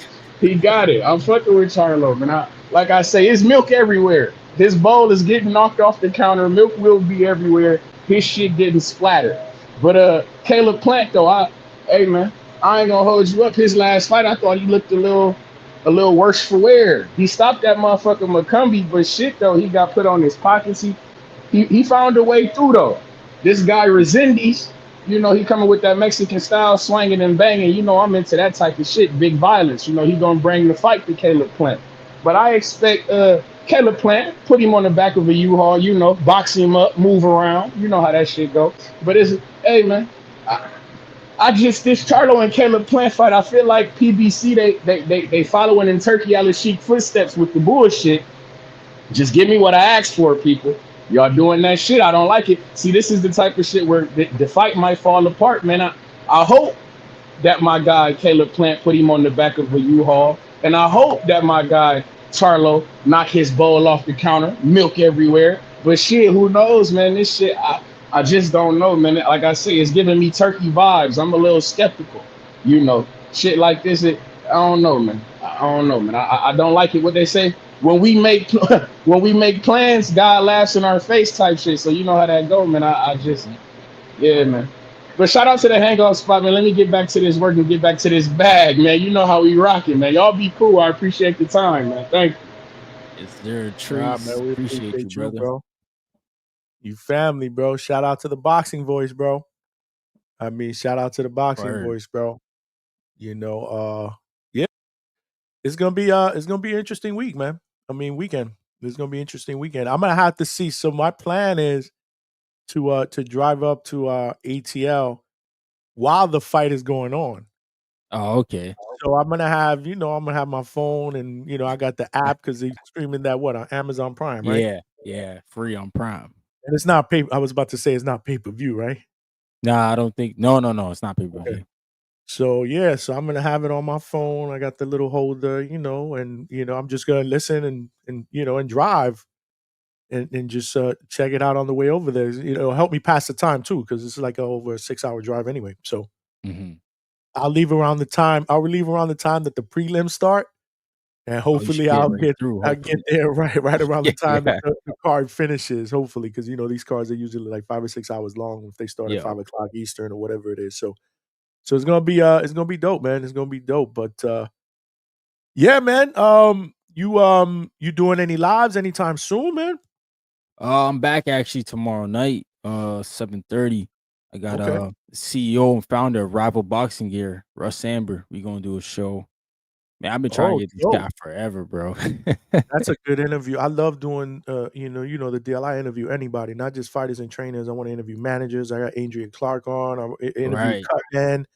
I'm looking at a promoter. My guy from Box Lab Promotions, Eric Enrique, or my other guy from Undisputed Promotions, Anthony Arvello. We're looking to get them on, maybe even together. That'd be cool. Yeah. So I'm trying to do some different things. Yeah, that's gonna be a really good one, man. Yeah, 7:30 tomorrow. Gonna talk to Russ Samber, just talk about how the rival gear started. I still remember when he brought the first prototype glove to my dad, and to now to see Ryan Garcia and AJ wearing it, Mike Tyson got it in his gym in Saudi. It's truly like, wow, bro. It just blew up overnight almost, it feels like. But it's weird because his passion is not that. His passion, he's a cut man. He still does that for a living. And this dude's every weekend he's gone. That's why it's been so hard for me to get to him. He's gone all the time, bro. Like he Right. does Usyk, Loma, he did Backroom, Janabek, and he does everybody's corner. Like we'll get the stories though, because he's told me for sure that like Usyk's probably the most special fighter he's been around, and like he's been around some guys. So That's gonna be a dope interview. I'm gonna check that out. Yeah. So yeah, you I'm gonna said try to unpack 7:30 them Eastern? much as I can out of him. Yeah, 7:30 Eastern. Okay. All right. So I'm Try gonna to check that out. Yeah, that's good. That's good. That's good Yeah. because Yeah, I go our live more. relationship is, he wrapped my dad's hand coming up. He was my dad's cut man, and now he's my brother's cut man. So, yeah, he's Wow. in the family, bro. He's been around forever. He used to train David Lemieux. He used to bring David Lemieux to my house when we were like 13. We used to hang out all the time, me and David. And yeah, man, he was punching back then. Yeah, man. So, That's dope, bro. yeah, man, it's gonna be cool, man. Okay, so I'll be tuning in because I don't go live until 9 o'clock anyway. So Word, word. yeah, I'm gonna definitely check that in. I love those type of interviews. I love those type of interviews. Yeah, I'm gonna try to get as much as I can out for y'all, yeah, because this guy, You doing your thing, bro. I loved your interview with Ryan Rozecki. That was a good one.